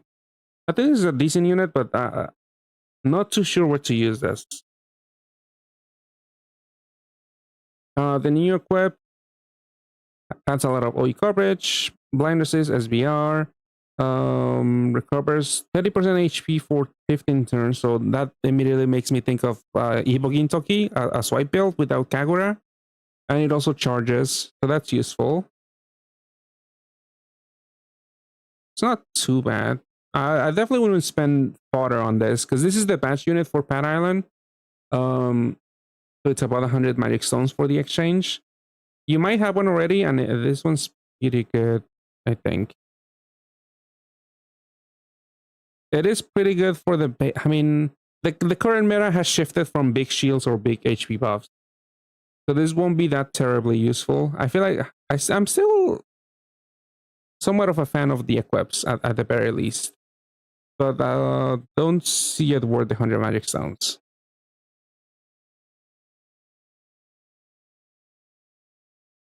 And let's see.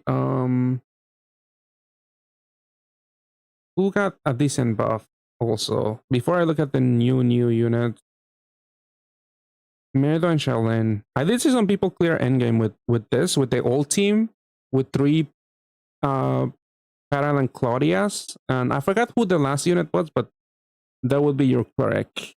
I don't know if they use somebody from Pat Academy. I mean, Pat Island. But they give this duo resonance. They didn't change the active skill. I think they made the leader skill a little bit better. But nothing terribly different. Nothing too different.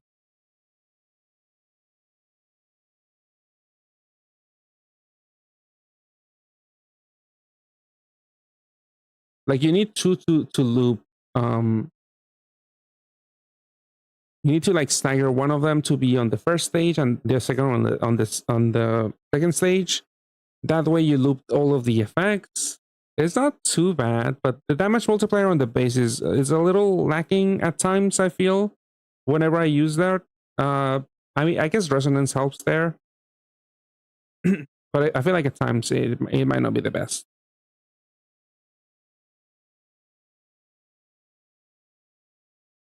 But let's see. So Taco has damage. So it's not pure damage reduction. That might be an issue. What is the recovery buff? Only 2.8. So not terribly huge. So that might be an issue in super altitude content. But the team does have a lot of hard L's, right? Because Claudia does have hard L's, I think. One hard L. So you have at least 5 hard L's. So that's 25% damage reduction on top of your damage reduction from the leader skill. I mean, might as well look at Claudia here.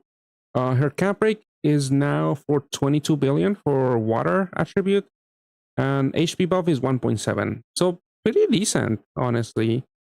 With a team like this one, you might not need a looping shield because you have 5 hard L's at least. So that's like a pseudo looping shield basically, as long as you match a hard L every turn. And I think I saw people basically comparing this with Maid, how like to note how disappointing Maid Rosetta was, because was her cap break also 22 billion? Yeah, she was also 22 billion, but she is a 4-unit system. Gloria is a 3-unit system, and and you only need 3. And it's for the same damage, and you get a board, like a decent board that actually lets you activate your leader skill. With Rosetta, you might not have enough to like activate a BDP because it's a random assortment, and obviously it's way too inflexible because you need 4 of Rosettas. Still, yeah, you need an out to board strings because you might not generate enough heals. You're not gonna, you're only gonna generate two heal orbs on a 5x4, and that way you won't be able to heal. You'll be able to activate your leader skill, but you won't be able to heal. Plan on rolling. I'm not gonna roll too much. I'm definitely gonna roll like at least 70 magic stones because that's how much fodder you need for this Maid Luna duo. I'll probably roll a little bit more because I'm hopefully I'm bound to roll stuff that I want to keep. But I'm not gonna go too crazy because I'm not gonna go after Elmina. Definitely not going after Rosetta, but I'm mainly going after the Butler, Solomon, and Mayluna duo, which is 70 magic stones essentially. There's the other duo, the Gillian and Dryer, I think. That one does see some use in some. You could also use that unit in a Reinhardt team because it's a looping piercer and looping shield. But he's not essential. But that is something I might be want to get to. It's only new stuff only, unfortunately, Courtney. So you will have to pull if you want the new units. So for the Meluna duo, you can only exchange the REM 2 units, the new units, 7 of them.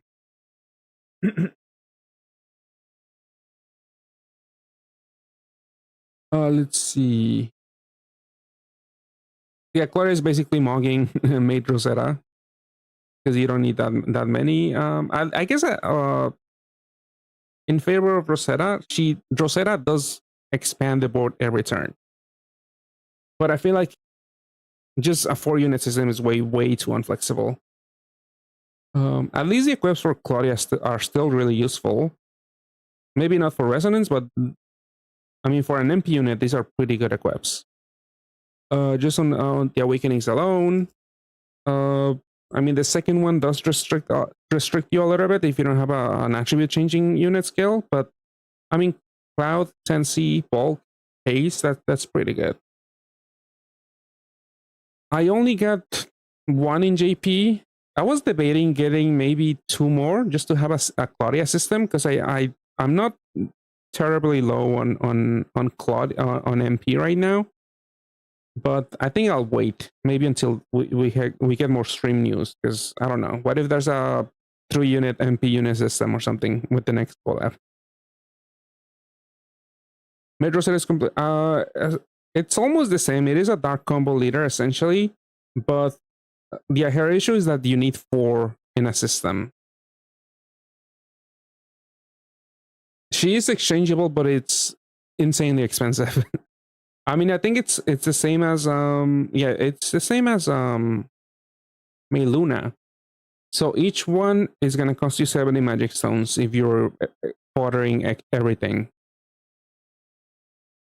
But you essentially still need Armageddon because you're using 4 units for orb gen. Essentially, you need to fit in a lot of active skills into your remaining 2 subs. So Armageddon definitely one unit that you're still gonna use because that's your Omnivoider, voice attribute absorption, damage absorption, and pierces. And the last unit will be your cleric, which might still be what's her face, Echidna, because for the newer dungeons you want like a Lupin HP buff. So the team is essentially the same, with not a lot of room for flexibility, because again you only have those 2 slots. Is that it? No, it's not even on the same tier. It's maybe 2 tiers, maybe even 3 tiers below Reinhardt. I mean, I'm not even sure what that exactly means, but the team is not that great. It can clear endgame, but it is a little bit difficult. I mean, just the fact alone you need 4 Rosettas, because also the healing is not the best, because each Rosetta only has 1 heal OE. And also it's not a pure damage reduction leader. If she was pure damage reduction, she could be a little bit better. But she's not. She's like a 73% damage reduction with a tiny boost to devil type. So that's another restriction. You need your subs to be devil type too.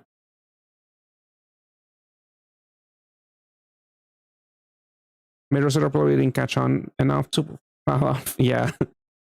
Maybe falling off is not correct. I did see some people try like the latest endgame in JP, but I feel like it was still time consuming and it wasn't that drastically better than other leaders.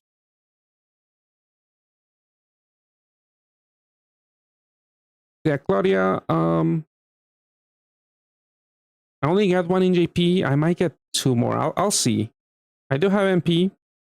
I mean, I haven't even used her equip all that much recently, and I don't have Menoid and Shaolin either. So I don't really. There's not really any other leader right now that uses a Claudia system as a sub.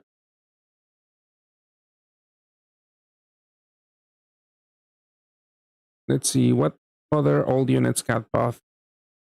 Notably, at Mill is an orb skin, and they did reduce her cooldown to 5 turns. But I feel like the downtime is still a little too high. Maybe if she lasted for 3 turns on a 5-turn cooldown, it wouldn't be too bad.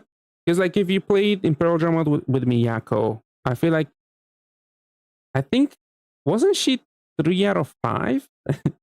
And even then, she it felt like her coverage wasn't the best. This one, I guess she has to pay attacks because this is an Omnivoider that is also a cleric. So that active skill does pack a lot of utility. But I don't know if a lot of any teams are using this mill all that much. Probably that thing got like 1 week of utility in NA because next week at Doma. Yeah, Doma definitely made things a lot easier. You just needed 1 cross and 1 more common. That's it. Yeah, Claudia, her biggest weakness was mainly boar strings, and you don't have a lot of flexibility because you have 3 Claudias and then 2 Menudo and Shaolins. So you only have your cleric, which is the last slot, also has to soul boar strings and maybe give you a big shield or like a looping shield, which there are options, but if you get hit with like an unmatchable 1 floor and then an awoken bind, you're probably just gonna die. Like you could do like maybe a TPA recovery somewhere, but what if it's a water dark unmatchable that you can't recover? Then you can't recover any unmatchable with any unmatchable defaults debuffs with TPAs. Also, the cleric has to have L's basically. Maybe that's not that hard to do because you could just use a banishing L equip. But yeah, Borshings are definitely the biggest role to the team. That could just end you. Stream gonna change the meta again? I mean, maybe. There hasn't been anything terribly exciting. At least we'll get some hindsight because yeah, the stream NJP is on the 22nd. At best we'll have Madoka. No, is it Madoka? What are we getting in NNA? Oh, Path Cafe, yeah, which I don't think I'll be rolling too much. Honestly, I might hold off rolling until the end of the Path Cafe. Because I'll definitely wait for all of the free rolls.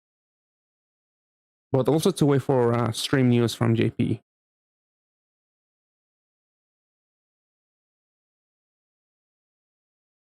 But yeah, this is an orb skin. Pretty good utility. A lot of this. Sorry, I reset the board to 655. Oh, does she? Did I miss that? Oh, you know what I'm thinking? I'm thinking of the maid Claudia. That one definitely doesn't really have much of an out. Yeah, you're right, Mike Lee. Yeah, I forgot about that. She just does so much with her active skill. That's not new, right? She did that before. Yeah, she did do it before. All right, then never mind. Yeah, still a decently strong team. I guess one other complaint that I do remember people having with this leader is that it is pretty boring because you get the same number of orbs every turn, and you do the same matches basically. Like ideally, you want the heart tail and two light combos. I mean, water combos. Which honestly is not too different from other leaders because Uturo is a BDP and that's it. Reinhardt, it's light draw and that's it. But I feel like with this leader, people have more, I guess, burnout from doing two water combos and a hard L. Not sure why, but I remember that was a complaint last year. I feel like this is still a strong system though. Oh yeah, she did get self-reliance as a Sync Awakening. So that's more stats. I feel like this team could get pretty tanky. Again, I think recovery might be the main issue that this team will face because Maynard and Charlene they don't give you a crazy recovery buff. Yeah, you can do a 4 heal TPA and a hard L. So yeah, Maynard and Charlene really needed to have like a crazy recovery buff on the later scale. So you could just auto heal, and not auto heal, but fully heal with the hard L. Yeah, super altitude is definitely something dungeon you don't want to bring this team to.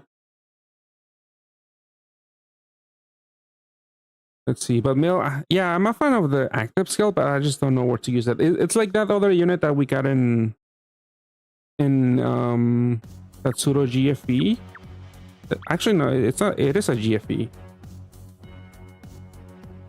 I forgot her name. Oh, this one. She also does a lot, but maybe she does too much with the active skill that you can't really like reliably use her all that well. Because yeah, Omni Piercer and Cleric, 5 turn cooldown, that's for 2 turns. Yeah, you love the team, but I don't know. Combined by the time is deadly. The menu active covers everything else. Yeah. Because yeah, only one Cleric. Like at least some other teams, you run some units that have like different. They might have like an active skill to deal with something, but they also have like an awoken bank clear. With Mendred and Charlene, Claudia, you're just taking up 5 team slots, and they don't give you an out to that. Are you making a bright for video for? No, I basically did the bright review earlier on the stream. But I feel like Bride was not noteworthy enough to make a video. So that's why I didn't do it. Usually made April is the best one. I guess, but if I guess with the damage increase, maybe the team is fast enough to like, because Made Lateral gives you the 35 turns of the looping shield, right? But yeah, if you're not fast enough, like especially in the new dungeon in Bristle title, I don't know if it's possible to clear the dungeon within the 35 turns.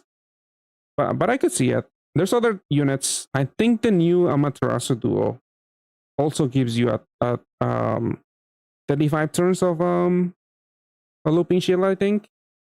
But the bad thing is that that unit is a 7-turn cooldown cleric because it's a haste unit. Brian has like nothing worthwhile unless you have the team that I was talking about, the Astaroth. And it's not even that great of a team. It's way too expensive, and it's not even that strong. But I mean, Parallel Mill. I mean, the equip. I don't think the equip got anything new. It is useful. Actually, I think did it get one more team HP, or did it always have 3? Oh, it always had 3. They didn't change the equip, unless I missed something. But same awakenings, Fortune Haste with a Pierce and a Walking Mine. Pretty good for adding bulk.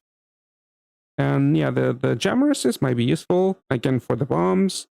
For some teams, that's very deadly. Good OE coverage. Decent equip. I don't know if it's worth the $20. I think I might have said the same thing last year. This unit, like the base, might do too much, and there's not that much demand for fire units at the moment. Even after Kalin, like Kogia, there was a bunch of fire support, but I don't think anything is gonna stick.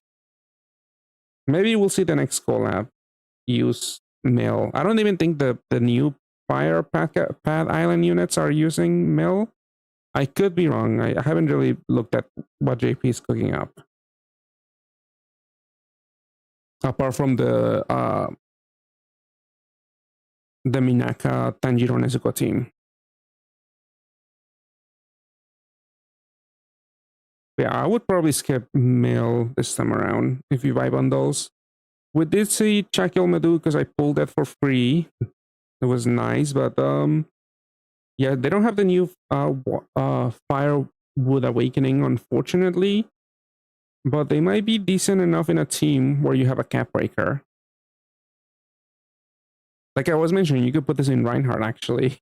Might not be too bad to put it like next to Saria. Gives you the looping shield for the newer dungeons that call for basically looping shield, looping HP buff. And yeah, it's pretty good that the damage reduction lasts for 8 turns out of 5 with the 5-turn cooldown. Equips are good. Nothing too broken, I don't think, but pretty decent. I don't know if it's worth the $30 this time around. It is pretty solid. Yeah, the nails could be useful for something. I feel like they are way too niche, but they could definitely be useful. I mean, these are pretty impactful, like against bosses, because they may be able to save you like some time.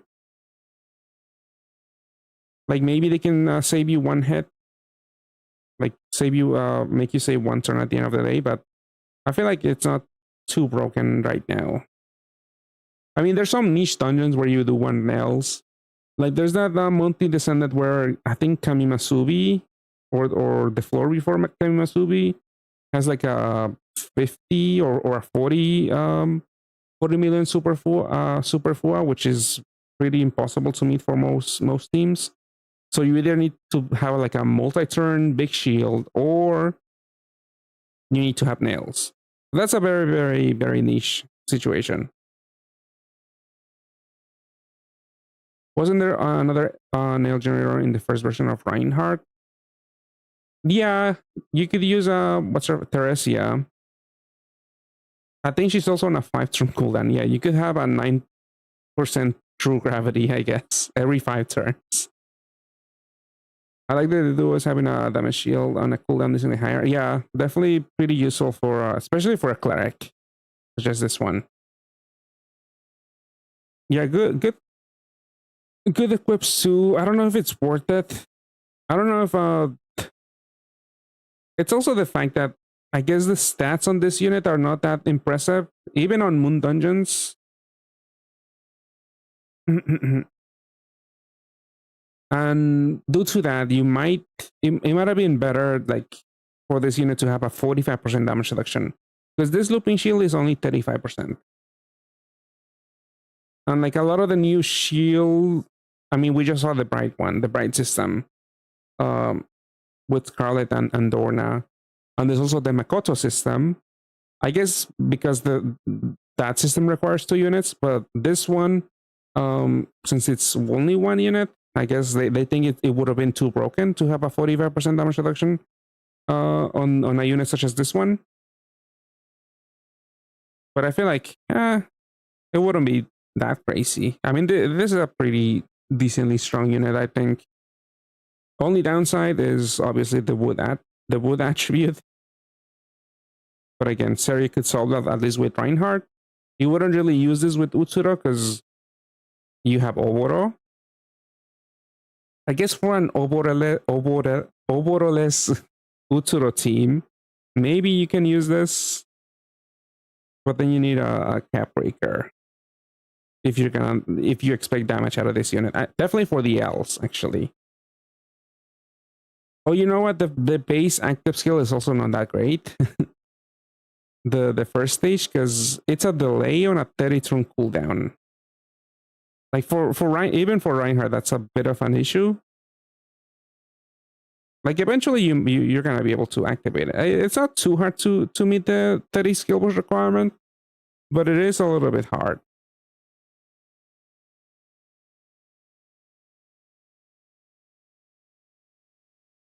To use Sensei on this, I guess. Yeah, another Evo for the BGMs is always good. Usually those units get the most love, but yeah, this one didn't get, I guess, too much. It would have been great for the people that bought it. Yeah, because Isis, Nephthys, they did get a new Evo. I guess Minotaur and Charlene also didn't get anything new.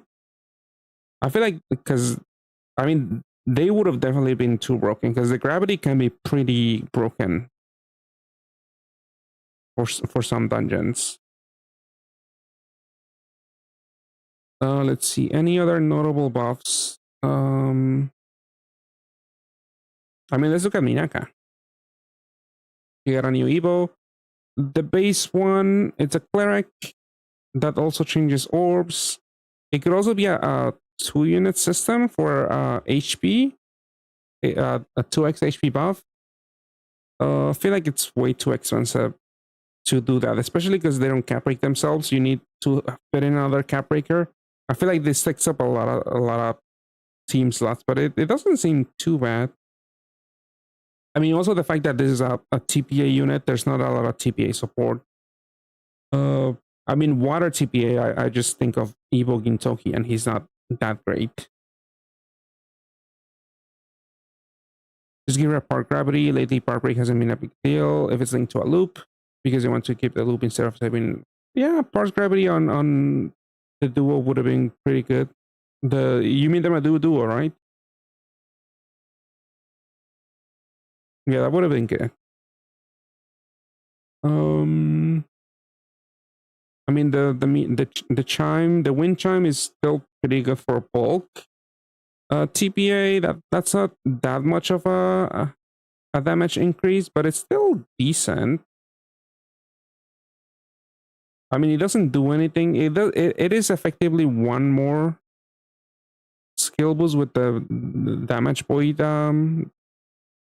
shield 7 combo. That's honestly like just an extra unnecessary animation, but it does add a lot of bulk.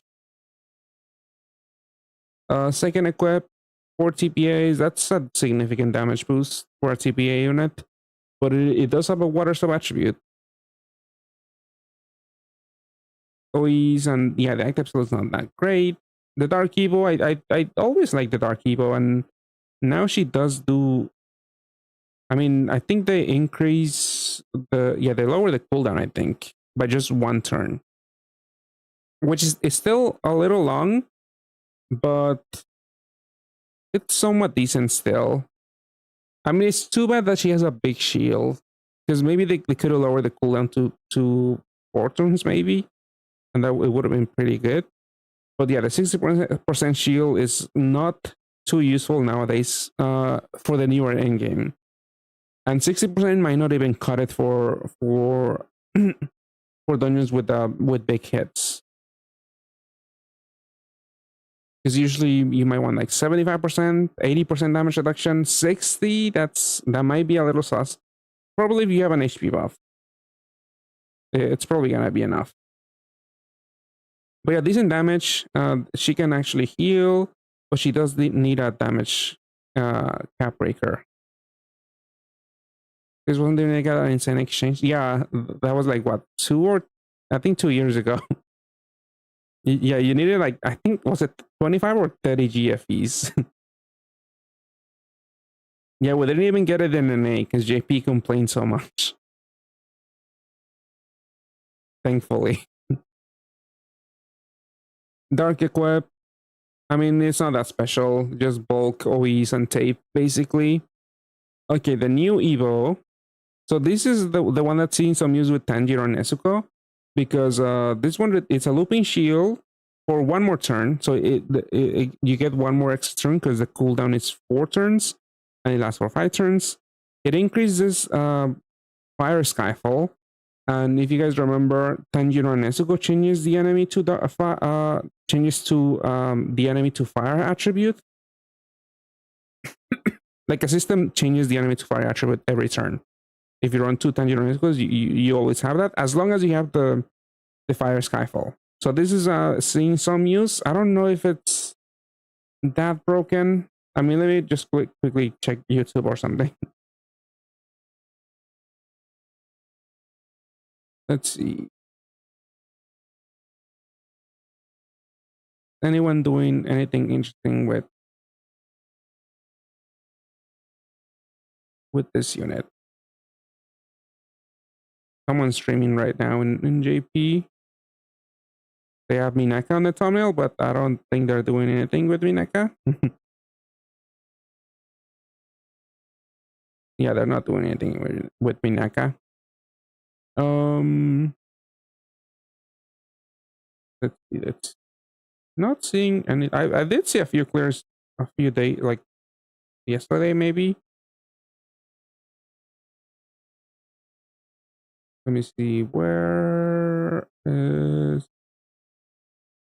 Trying to find something. Going through my history, because I'm pretty sure I looked at something. Oh, there we go. Okay, this team is running Hestia. But YouTube's loading. They're blocking my ad block. Oh, well, this is only. They're only farming the the Colosseum for summer.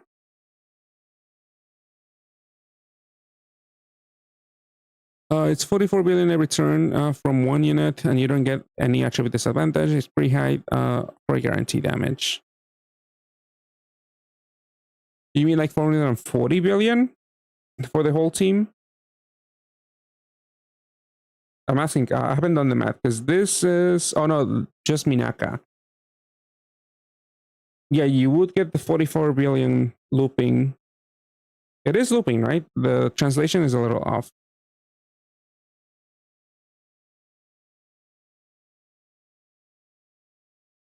I'm assuming the cap break. I mean, we can see the cap break on. That's why this is why I also like PDC, because the active skill is a little bit more clear. The Moon, Reliance, then see on its fire attribute.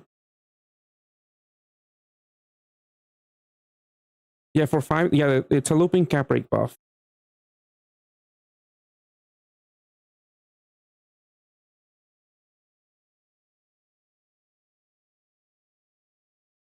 Bjorn right now loops 25 billion. Yeah. I mean, with what's her face? Natsuru? She's how much? But there's nobody that reliably changes the enemy to water. But Natsuru is it also 25? It's 24. Oh yeah, Ryun is 25.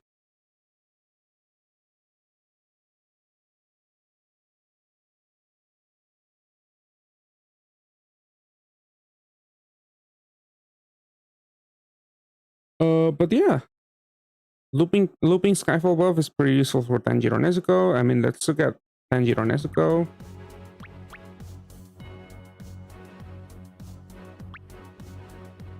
So you need to run two because you need the. But this is also your origin for the team. I'm pretty sure there's really nobody new that gives you the any reliable origin for that fire team.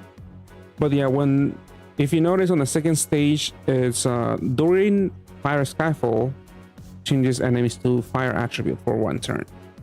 So you're gonna do that every turn. So Minaka is always gonna be able to like double her cap break.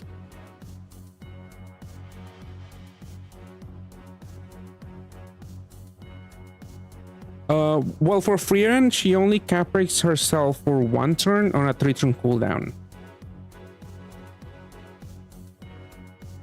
So usually the units that are like for like 20 or like 24k, 24 billion, those are usually looping cap breaks.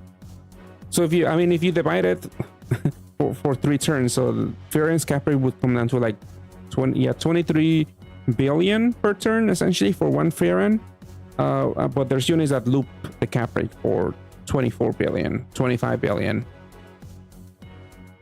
So it's like essentially the same. If you look at it that way, like if you average it out, that's what they are like. The high dealing damage units at the moment are dealing between like 20 to maybe 20, 25, 35 billion damage. Yeah, but that's not terribly different from other meta teams because Utsuro, you have one unit dealing 50 billion every turn, and then you have 2 units dealing 20 billion every turn. And then the last lot could also, it's a little hard to get someone to, I mean, it's not too difficult nowadays, but yeah, if you have Natsuru. So with Utsuro, you have 50 plus 20 plus 20 plus 20 plus 24, or it could be 48. So it's not like Frieren is insanely higher than other meta leaders.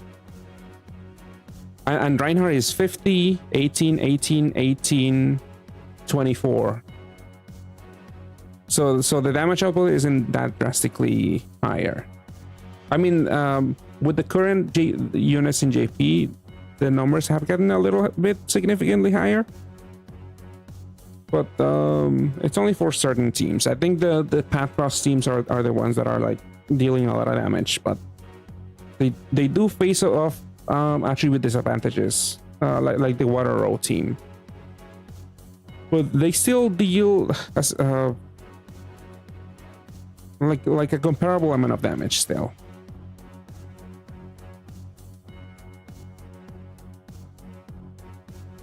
Yeah, at least with this one, you don't face off against attribute disadvantage.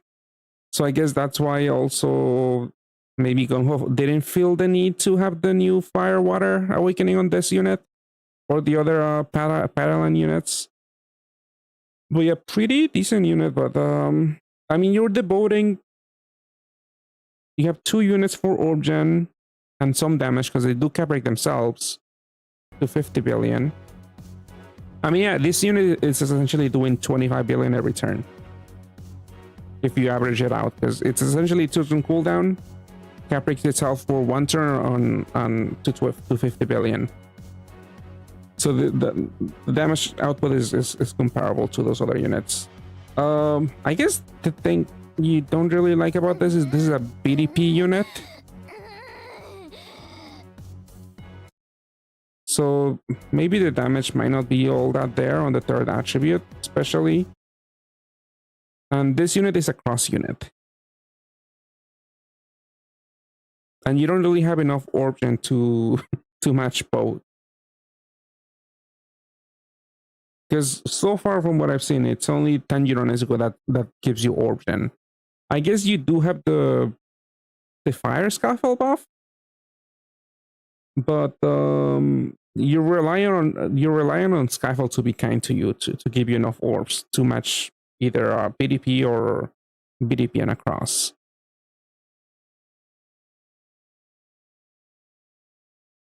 Find it funny that the blue water Ultivo has a better water road team than his Ordeal. Yeah, he just got buffed very recently in JP. We don't have the buff in an A yet. Oh yeah, let's see. I mean, let's look at the later skill. It's only 5.2 effective HP. That's not that great.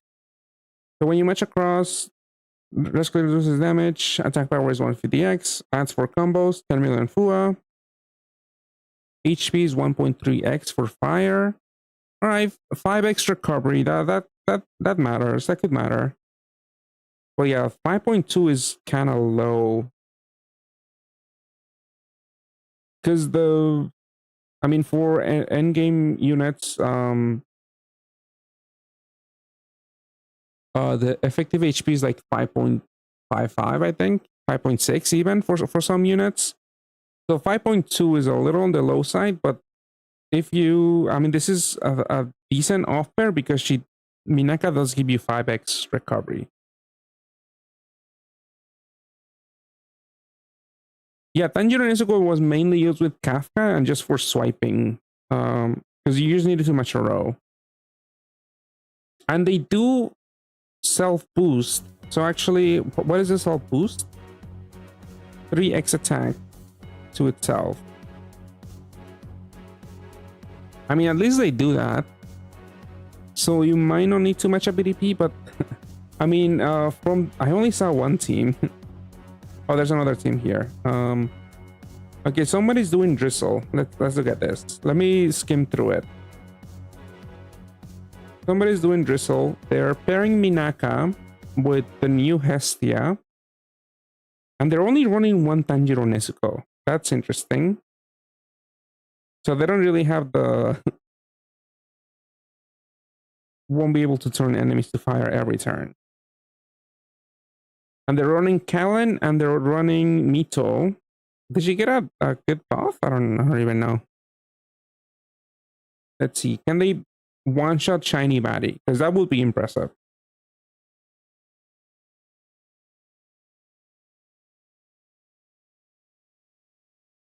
They're using Kallen. Is this the old Kallen? No, this is the new Kallen.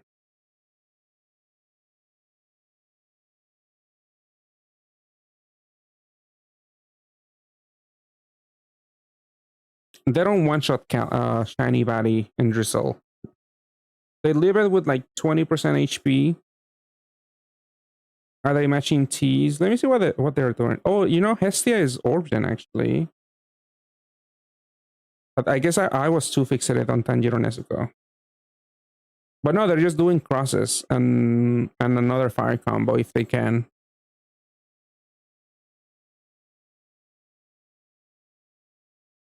Yeah, they're doing Drizzle. Yeah, because this is also a Sun Dungeon. Let's see, do they show the... Okay, they cleared Drizzle in like 25 turns. 25 minutes. I mean, when I did it on stream, I mean, there's faster teams, but when I did it on stream, I did it in, I think, 21 minutes with Reinhardt and 22 with Utsuro. So it seems like this team is not that fast, especially because it's a JP player. Usually they are way faster than me, or like significantly faster, at least. They did talk, actually, they talked for like 5 minutes at the beginning. Okay, so 20 minutes. Let's say 20-minute Drizzle clear. That's pretty good. That's pretty decent.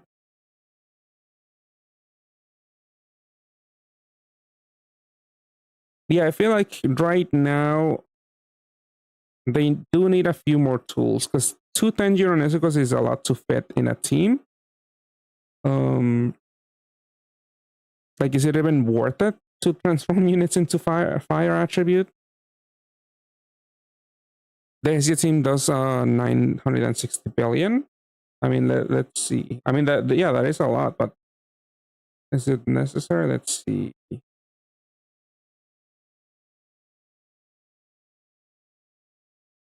Is that the Yukuro video? I think I had it open, but he was farming. He was doing the parallel Colossia. He wasn't even doing anything interesting. Yeah, he has 750 billion damage on his title. And he's also only using one Tanjiro Nezuko. Yeah, you don't have enough team slots to fit two Tanjiro Nezukos.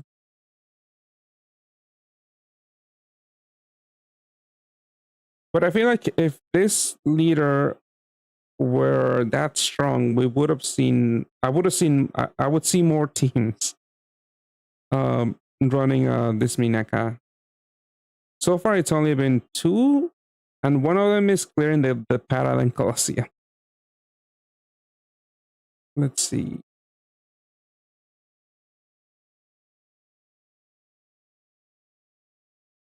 I mean, let's look at the other units. Let's look at Hestia. Let's see how good she is.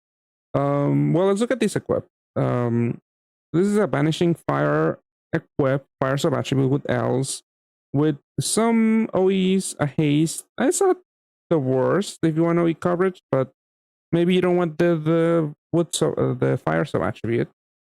I feel like it's not bad. Maybe a little underwhelming for a BGM equip.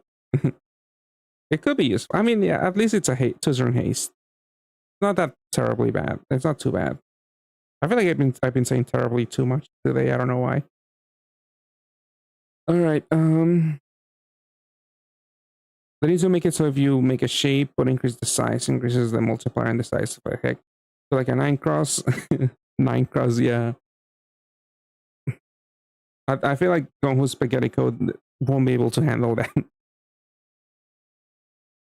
I mean, I feel like it's fine the way it is. The shape restrictions, because you need to specifically make that, because then that does pose some troubles. But I mean, that's somewhat the fun of the game. Like if you face like a board shank, you have to like plan something for that, or a full board change. Because otherwise, what's a full board of light, for example? It could be essentially count as a big cross or a big PDP in that case.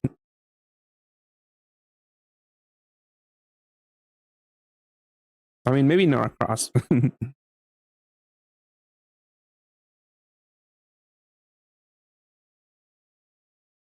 Yeah, mega PDP.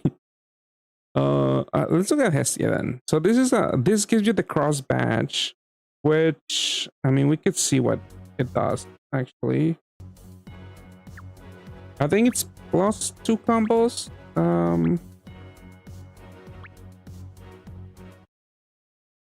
Oh, it's Fua. It doesn't give you combos. Okay, more Fua. So this gives you 10 million more Fua. And triples attack.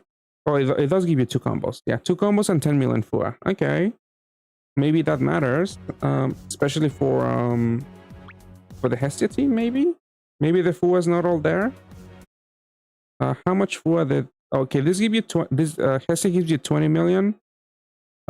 Did Minaka give you any? Let's see. Okay, so you get 30 million. So 40 million Fua. I feel like that's more than... I feel like 30 million is more than enough. I think... Did Great Tree call for more? I think Great Tree called for like 32 million. Maybe. It was either 32 or 30. So I guess for maybe the next dungeon will have a higher Fua requirement if you want to bypass a super resolve. Hessian is cross, Kalin is Seas, Tanjiro Nezuko with random box awakening. Also, Tanjiro Nezuko, I think the latest skill calls for 6 fire orbs connected.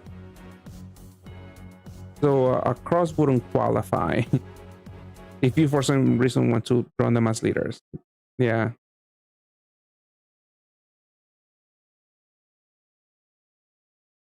Okay, Hestia. So yeah, people are running 2, but this unit is rem only, or you could only buy 1. And they do make up a 2-unit system for HP system. Also 45 billion cap break to itself. It changes the board to Yeah, it gives you a random assortment of orbs. So you might not have enough to match across even. Because you get a random assortment of like, you'll get at least 3 fire orbs, but you could get 3 or 4, and then you're out of luck if you don't have that 5th one. But yeah, when the enemy is fire, it changes the cap rate to 90 billion. So yeah, the damage output is there. But yeah, from the 2 teams, the 2 teams that I've seen, they only run 1 Tanjiro and Nezuko. So that cap rate is it's not guaranteed to be 90 billion because you can only change enemies to fire every other turn. I guess you could time it. Yeah, you could time it actually. Because Tanjiro and Nezuko, the fire changing, it's essentially on a 2-turn cooldown. So you could time, yeah, you could time it actually. I guess that is why they're only running 1 Tanjiro and Nezuko, because that's all you need. They just half the time Tanjiro and Nezuko is not gonna deal any damage. But maybe that's fine. Because Hesse is gonna deal 1 Hesse is gonna deal 90 billion. Let's see, leader skill, that's a lot of effective HP, 5.88. So 12-second fixed move time when you match across, 80% damage reduction. Okay, so this is one of the like 3, 4, 5 units with 80%, 83% damage reduction. Pretty good. I mean, that's good in it by itself. No recovery buff, which might be an issue, but you are running 2 Hestias ideally, and she does have Hilo E, so Hilo E might not be too bad, especially in a sun. I mean, definitely in a sun dungeon, because that recovery will get quadrupled.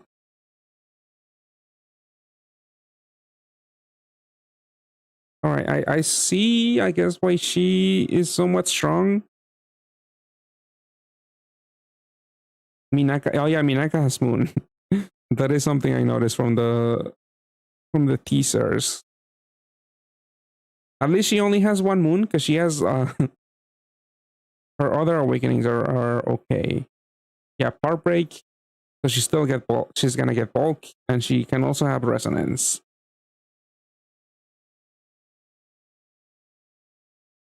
Yeah, I guess that's just a tiny downside. It might not matter too much.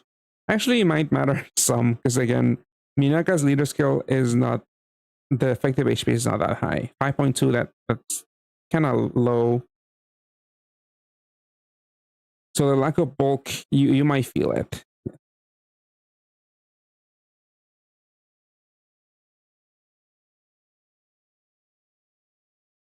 But yeah, definitely a lot of your bulk will come from the sun awakening, which is gonna restrict this team. The next in-game in JP should be sun, because the last one, Great Tree, was moon. So you're probably gonna see a lot of people or a good amount of videos of people clearing with this leader. But by the next title, like nobody's gonna use it unless you like stack a lot of like team HPs.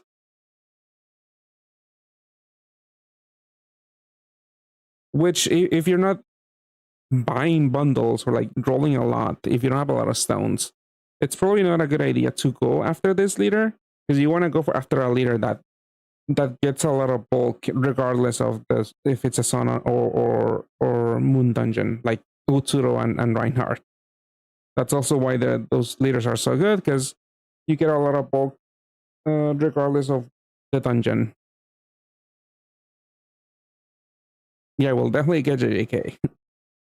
A little bit late. You know what? It's gonna be Bleach. This bastard. I feel like that would make sense, but I don't know. I think Bleach has another gacha or some other mobile game.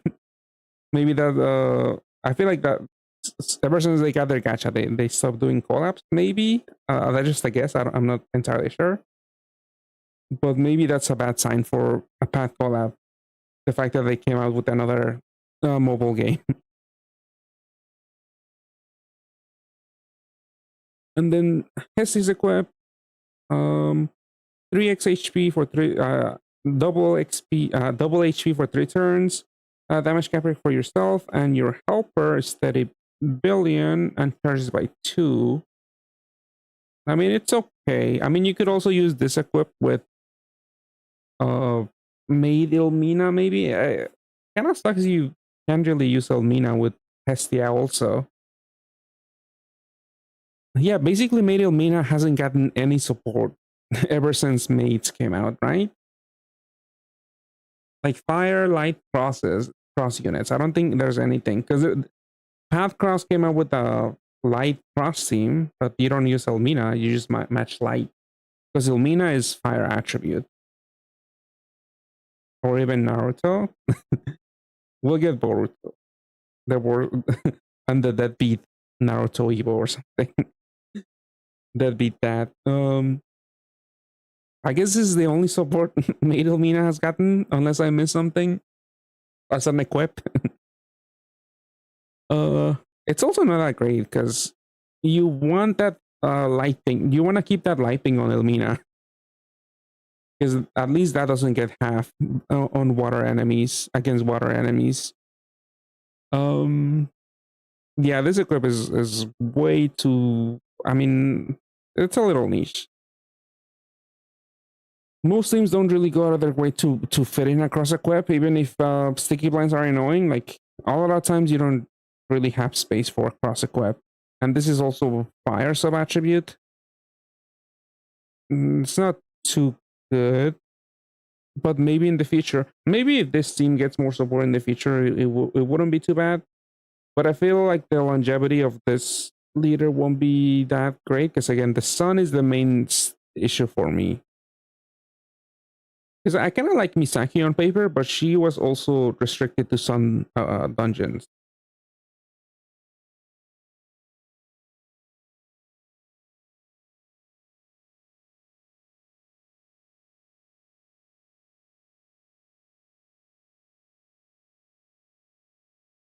I mean, we'll see if we get more support for this unit, but I mean, definitely a strong unit. I don't think it might be worth to go all out for this one, especially because the REM is so crowded. Yeah, the inconsistent origin too. Yeah, that's an issue too. Oh, you know what? Then what do they use for origin? You could use Tanjiro and Nezuko, I guess. But is the origin...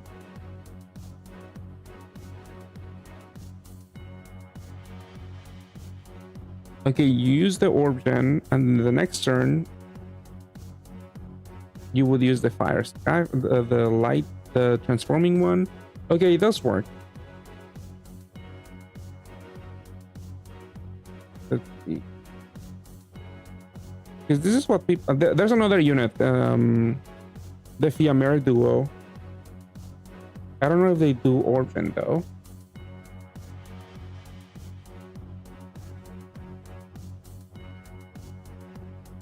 Oh, Fiamare duo does do origin. I don't know the cooldown. We'll look at her in a bit.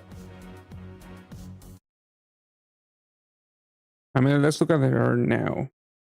Alfred and Fiamare. Fortune cooldown. So this is one of those teams where you have units with Fortune cooldowns and origin, but it's also random again.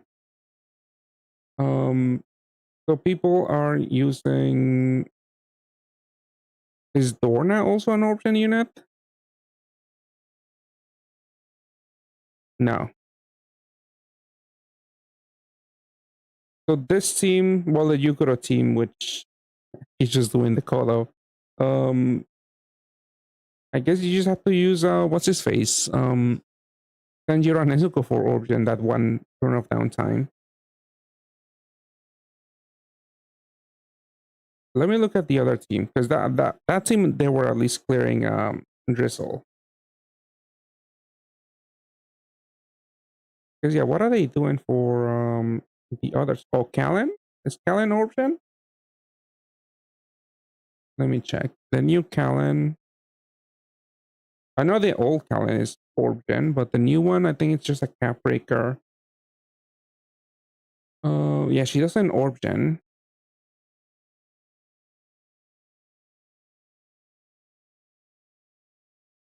Okay, they use Tanjiro Nezuko, and they use Hestia for orb gen. And then next turn, the other one, no. They're Woken Bound.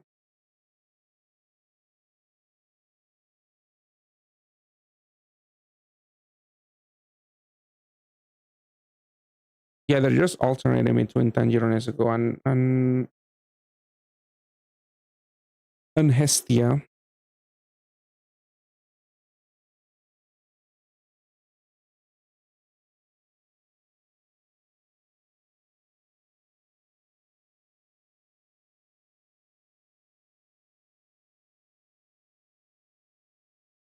All right. I mean, maybe they'll get a Tanjiro. We'll get a Tanjiro Nezuko replacement soon. Maybe.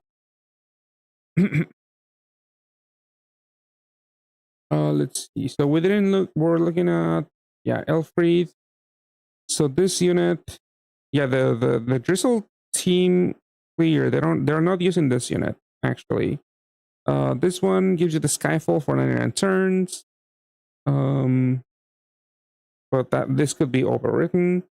Let's see.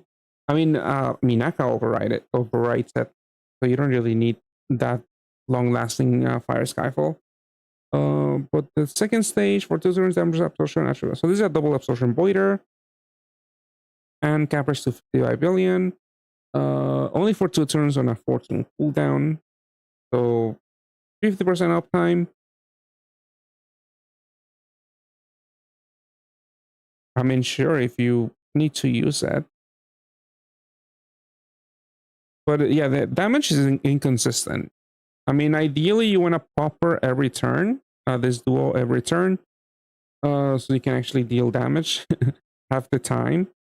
But then that means there might be some downtime where you don't have your Fujin, your Attribute Absorption Void up.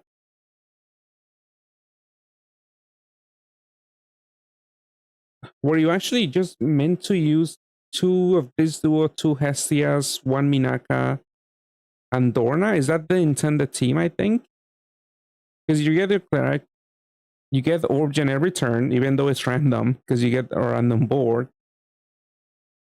And then you get Minaka for the Skyfall.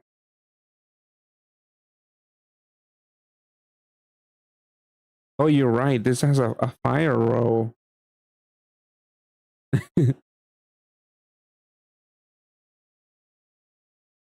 Yeah, so there's some conflict already there. So that's basically a Dead Awakening. Because with Hesse, you need to match across. And you have to pray for 11 orbs to get the a fire row and a cross. And there's also no solution to Borshings, right? At least from Minaka, Hestia, and Elfrey Duo. Does Dorna give you the board expansion? I don't think so. She's just like a quick cleric. Oh, she does fix your board. But she is your cleric, so can't really pop her willy-nilly. She's also your piercer. Oh, that's pretty awkward. And yeah, this unit also, yeah, when you need to recover assist, you need a cross and an L. Yeah, there's a lot of conflicts here. Unfortunately, the origin is not consistent enough.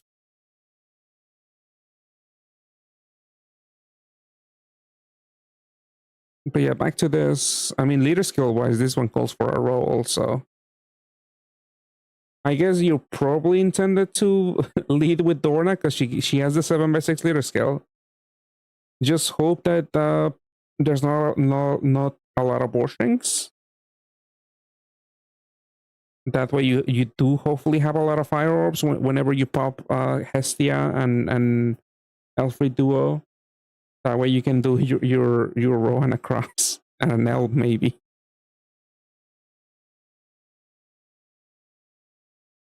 Okay, this unit is exchangeable.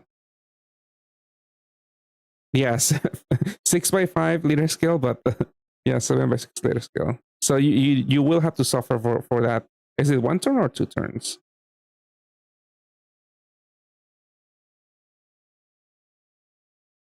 Yeah, for 2 turns. Okay, that sucks. Because let's say ideally you're timing everything somehow, like everything lines up perfectly, so you can pop Dorna every turn. So only 33% of the time you're gonna have a 7x6 board.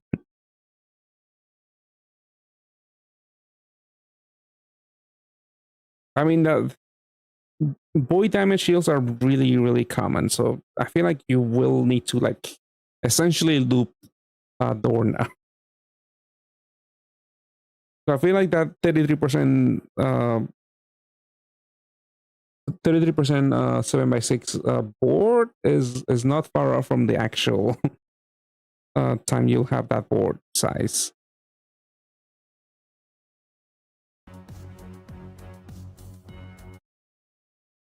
I forgot what I was going to look at, but we'll just go back to Alfred. I mean, the leader skill effective HP is not too crazy. I mean, it's about average nowadays for the current meta. And then you need a row. I guess you only need 5 for damage reduction, so you could choose when to. You could stall if you want to, but you don't get the recovery buff from because you need to match a row to get the recovery buff and the attack multiplier. 4 combos, 10 million FUA. Yeah, nothing too crazy. Like the FUA is on the low side, but at least this unit does give you 4 bonus combos. The equip is it's not too bad. The only bad thing is the fire sub attribute. You might not care for it. I mean, active skill kind of sucks. But it could be okay for maybe a farming team because 50 billion cap break.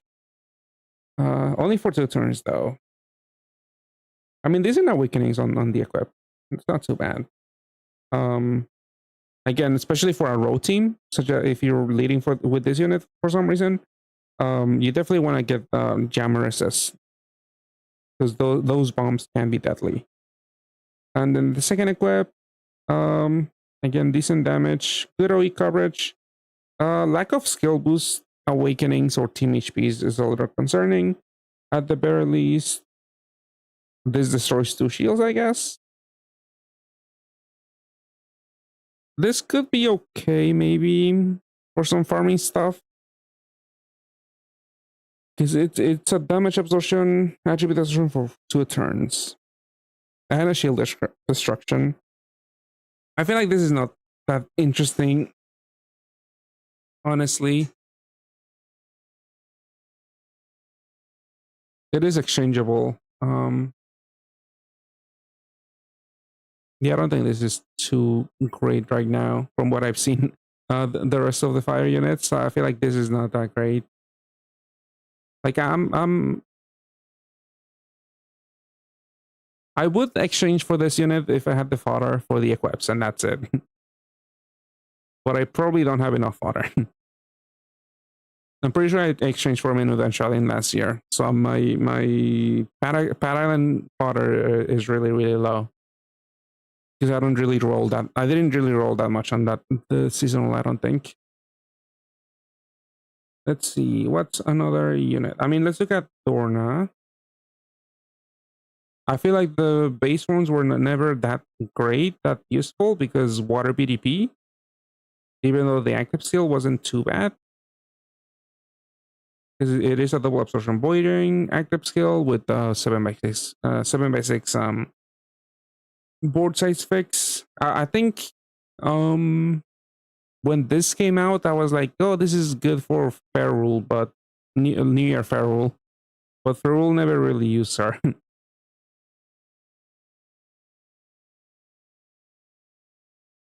I think maybe there were a few builds that did use her.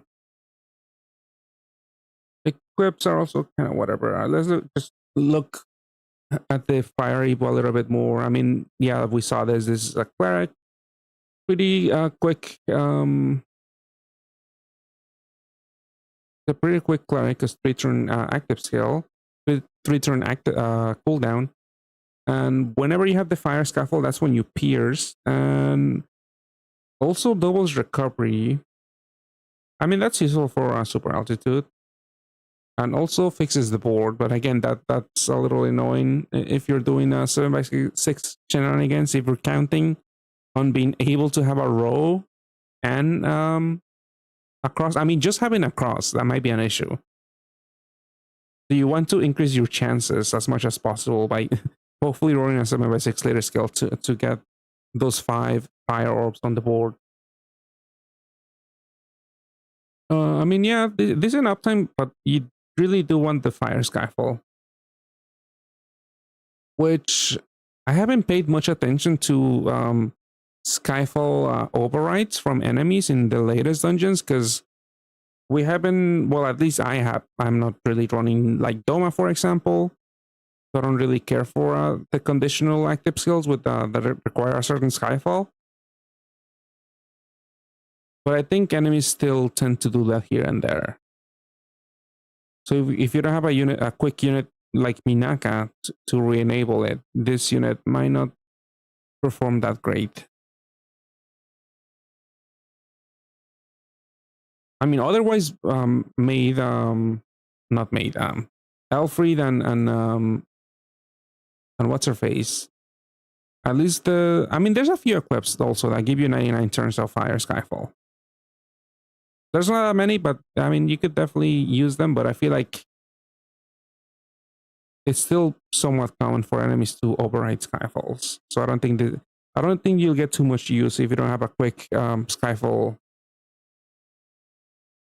re-enabler, basically. And then the equip on this, 2 SBRs, 10C. I mean, this is just if you need the SBRs, basically. But fire attacker, I feel like fire attacker physical, that's somewhat common, at least for the few resonance units that we have. So it could be useful there. Active skill doesn't, I mean, it's a cleric. No absorption, combo absorption. It could be useful somewhere, actually. It's not insanely useful, but this unit is exchangeable for GFEs at least. So the trade might not be that expensive, actually. Because you just need 5 GFEs, which might not be too hard to do if you've been playing for a while. I mean, I feel like Dorna is not it's not gonna be in high demand. But at least the GFE trade could be cheap. I mean, the other people are like, what, 14 units? 15 units? Yeah, 15. 20 units for Menu Shanlin and Isis Neftas. Yeah, I don't feel like it's worth it to exchange for these 2 units this time around. I didn't see a lot of uses. I mean, I definitely did see a few clears with the Menu Shanlin team in the latest endgame in JP. But I feel like that dungeon wasn't too difficult. And you might have a leader capable of clearing. Like, it might not be worth it to roll for fodder here and spend 3 million MP buying 3 Claudias.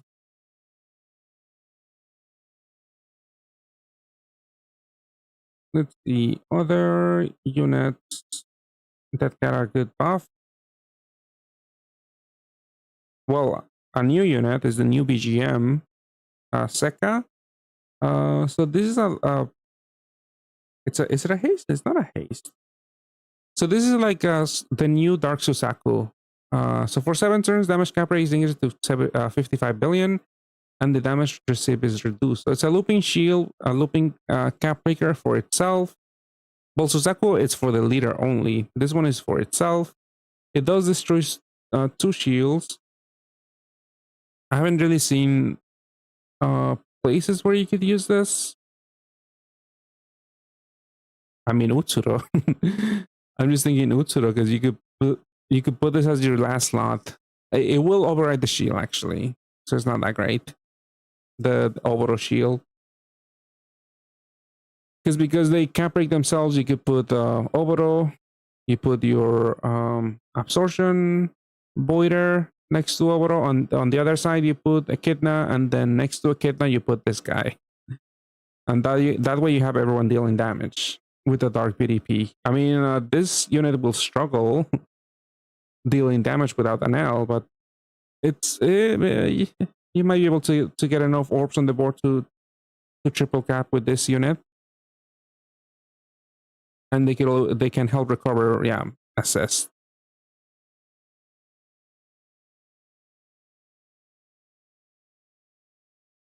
It doesn't look that bad, but I don't know where to use this right now. Maybe for the I'm just thinking, just if you don't change the attribute.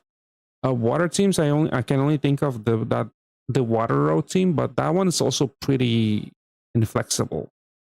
Because you need to run those 2 other units that well, you don't need to. I guess you could maybe replace one of them with the adjacent cap breakers, because they run some guy from Code Geass, and then they also run Sonia. That way you have everyone cap broken, but this guy, you could run it by himself. I don't know if there's a team built around this, but this does require water orbs from the leader skill. 60x attack, that's not that high. 5 combos, that is high. Oh, you need water and wood units to run for this team, because the HP buff is tied to wood attribute and the recovery buff also. So water wood, I mean, this callout does have a few water wood units.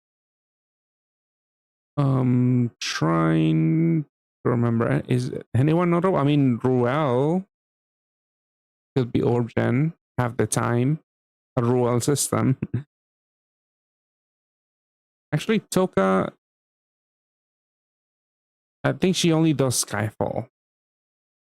She doesn't do orb gen, unfortunately. But yeah, for 1 turn, no Skyfall combos, Ursa's, doubles move time, and then only those orbs will appear, so that it doesn't change the orbs. It's only on the next turn that you'll get those orbs, hopefully, and then it clears unmatchable. This unit did get the new Water Wood Awakening, but playing with this leader is just hoping that Skyfall is kind to you every single turn, and hoping that the enemy doesn't change your board. I guess you could always change, bring a board changer, but not ideal, because some enemies do like to mess with your board every turn. Maybe not every turn, but often enough to be annoying. Let's see. Anybody else new? Did I skip anyone from Hyrule? Yeah, Ruel. Ruel and Labrel. This unit is a rainbow unit, damage dealer that reduces damage by 40% for 12 turns. So it doesn't even last that long. So I don't really know where because for endgame you need like at least 35 turns. Because when I did what's it called? Drizzle title with Reinhardt, I was using that one equip that doubles your recovery every for 35 turns. And that was barely enough. I'm pretty sure I cleared in like 36, 37 turns. So this is really not enough really for endgame. Only 12 turns. I mean, might be enough for farming, but do you need the shield and Awoken Bind clear? Maybe if you're popping it turn 1, I mean, I guess it could be useful. Anyway, second stage is a full cleric. and it's the second. It's a conditional, not a conditional. It's a delayed effect active skill. For 2 turns, nullifies damage absorption. Okay, double absorption boiler on your cleric that is delayed. That seems a little iffy to use. It does condense 2 important actives though.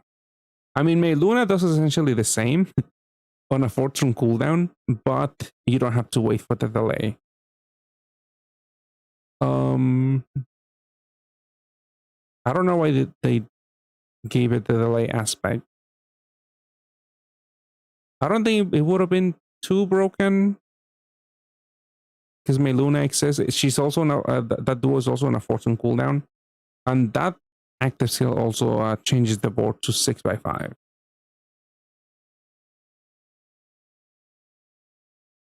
I mean, it would have been pretty good, pretty good active skill if it was not delayed. It's okay, I guess. It is Rainbow. I mean, for Rainbow specifically, I don't think there's too much. I mean, you could run this with that haste team actually. The Madoka team instead of the Melona duo if you didn't get it for some reason.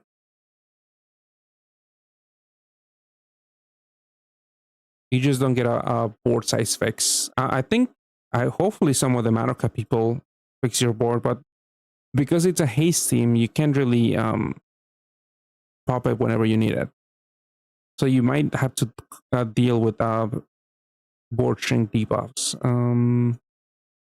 Yeah, I don't know why you wouldn't use the Mei Luna duo in that case.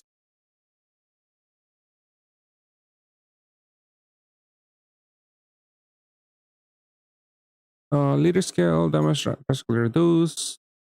You need to match 4 attributes. When you match 4 attributes, the awakening, 150 X attack, 4 combos are added, 50 million FUA, and then Devil and God HP and recovery are increased by 1.4.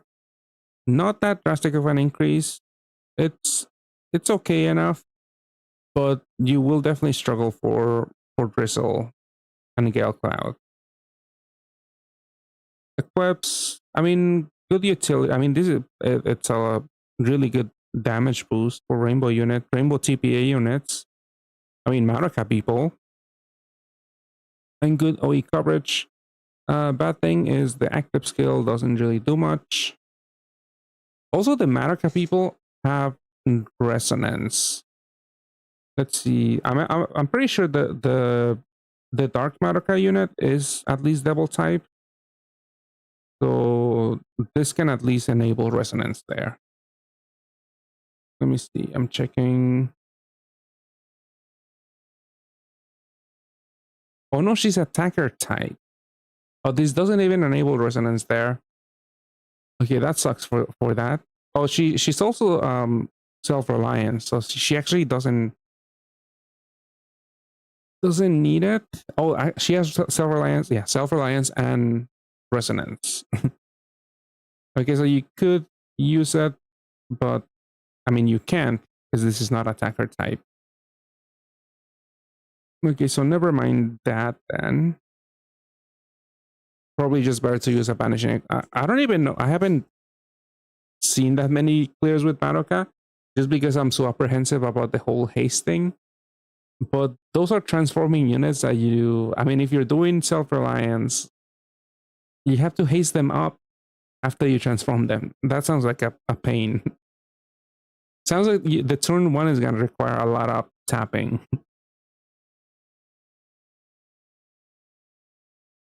Let's see, second active skill. I mean, second equip. A lot of bulk. Some utility. The carbon could be useful for if you want to bypass defense. Because enemies buffing their defense is a thing now, so you might actually care for that. Active skill recovers. It's a cleric. Voids attribute for 4 turns. Reduces charges by 3. Nothing too insane.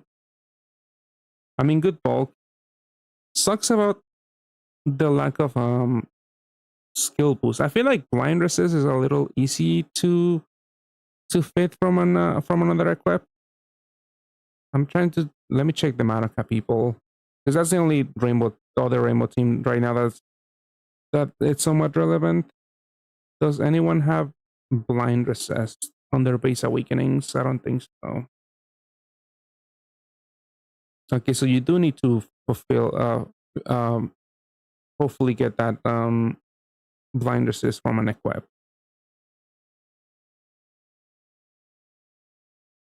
But yeah, lack of skill boost is the most concerning part. It's okay, but this is all exchangeable for 15 units. It's pretty expensive. I don't know. Maybe if there's some other rainbow team that's gonna come out soon. Maybe this would prefer. I mean that team would prefer this unit over the Solomon Duo, but I feel like the Solomon Duo is probably better overall. It also sucks that the stage 1 active skill doesn't haste or anything. I feel like the shield is not too impactful. Definitely would have been a lot better with the haste. Because I was gonna say, at least this would have that over the fact that because the Solomon Duo doesn't haste also on the first stage active skill. But the Void Super Gravity effect for 10 turns might be a little bit more useful than the 40% shield.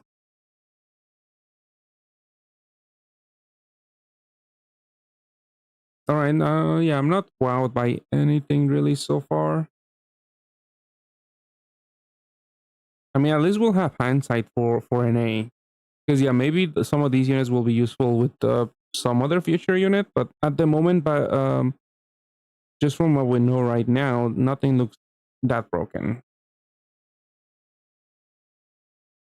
Let's see, anybody else?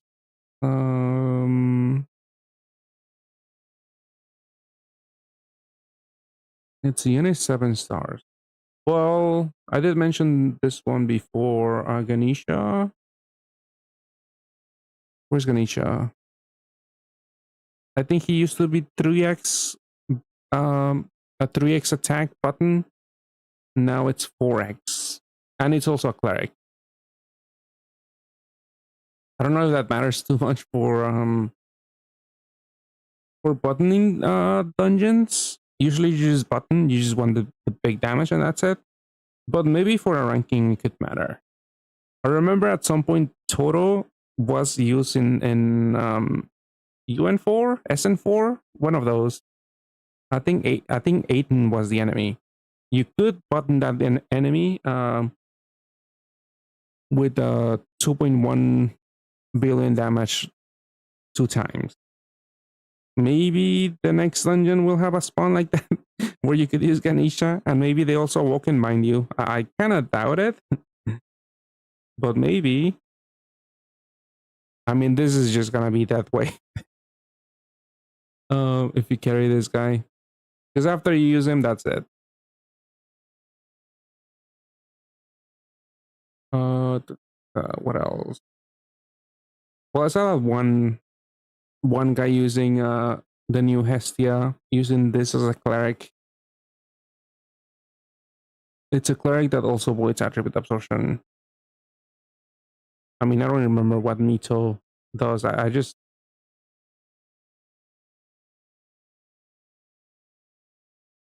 did she not get anything interesting? Nothing interesting, right? Probably the awakenings, and that's it.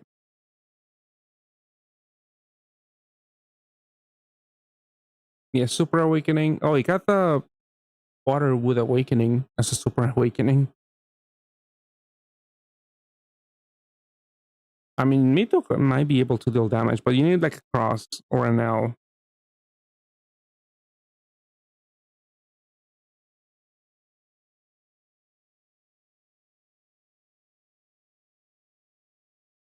Let's see, anybody else? Well, Planar. I feel like she just hasn't been that useful as of late for the last few years.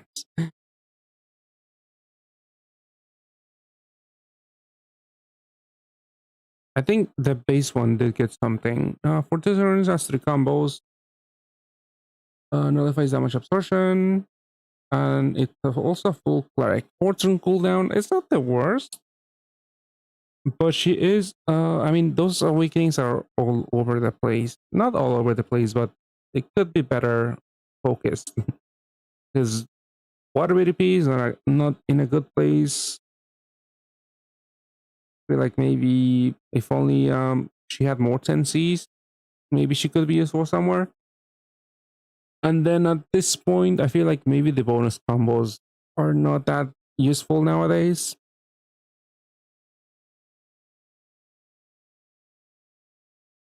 I feel like, yeah, the biggest detriment is probably her attribute. Because she could be a decent cleric to help her carb assist. At the very least.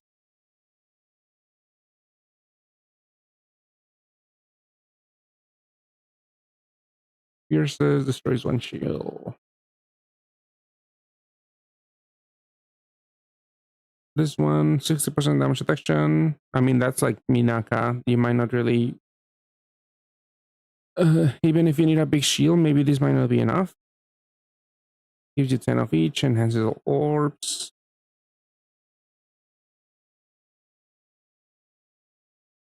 Let's see, these units used to be bundle units. I think you still get, I think there were orb skin. Hearts on idle, but it seems like you can't buy them anymore. They did get the new bicolor awakening. This one too. Gives you roulette. Everyone's damage. So you don't get the board. You just get a roulette. So even if you make a system, oh no, it's for 3 turns. But the unlock, yeah, you enemy could just lock your board and then you can't use the roulette. Also 15 billion only cap break. That's not that high nowadays. It is looping, but only 15 billion. Leader swap equip. Honestly, I haven't had the need for that as of late. I think the only people that care for this at the moment are people that are farming XP.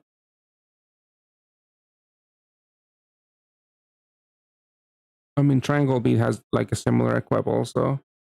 At least, oh no, it's basically the same active skill. For the base. Yeah, it's not that great. 7 star, 7 star. I think Minerva got at least the equip is a little better. Because it's a levitate fire sub attribute with 1 team HP now. It's also a haste, so that's pretty okay.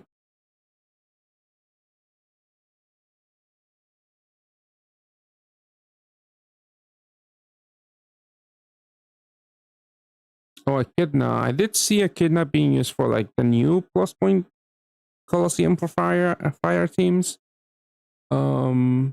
She can deal a decent amount of damage. And her, I forget which Evo was being used though. Might have been the transforming one, maybe. We had three out of 4. That's pretty good uptime for Pierce and Attribute Void.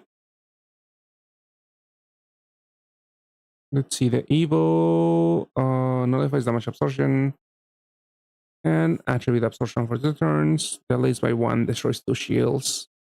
That's also not too bad. And at least you don't have to transform. Yeah, this equip is not too bad also. I've used it before. This is pretty good when you need to put this on a damage unit, and you also need the SBR. Not the worst. Also, yeah, tape poison is pretty decent from teams. Let's see, Metatron.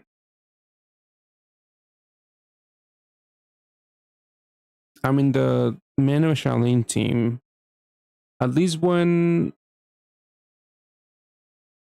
that 1.3 billion XP dungeon came out, I think This was part of the Claudia team, I think, the Menu Shanlin team. But yeah, low cooldown cleric, but she doesn't really do too much outside of that.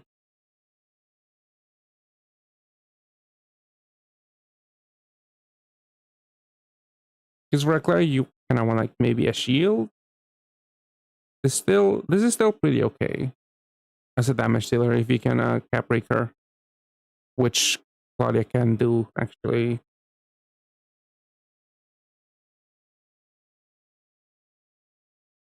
I mean, that's pretty much it. I feel like I'm not gonna spend anything in Pat Island.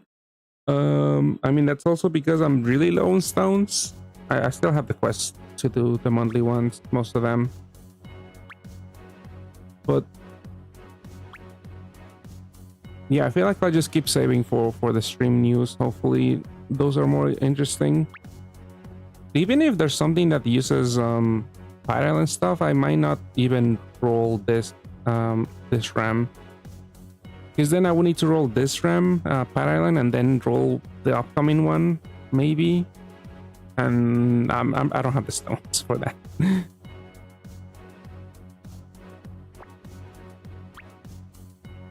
Let's see. Oh, but yeah, I didn't even see that. It is getting late.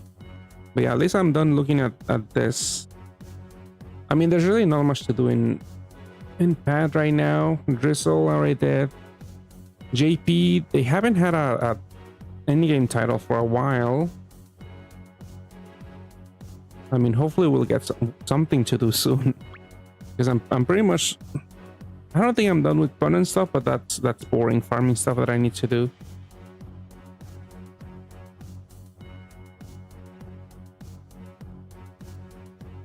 Alright, that's it for me today.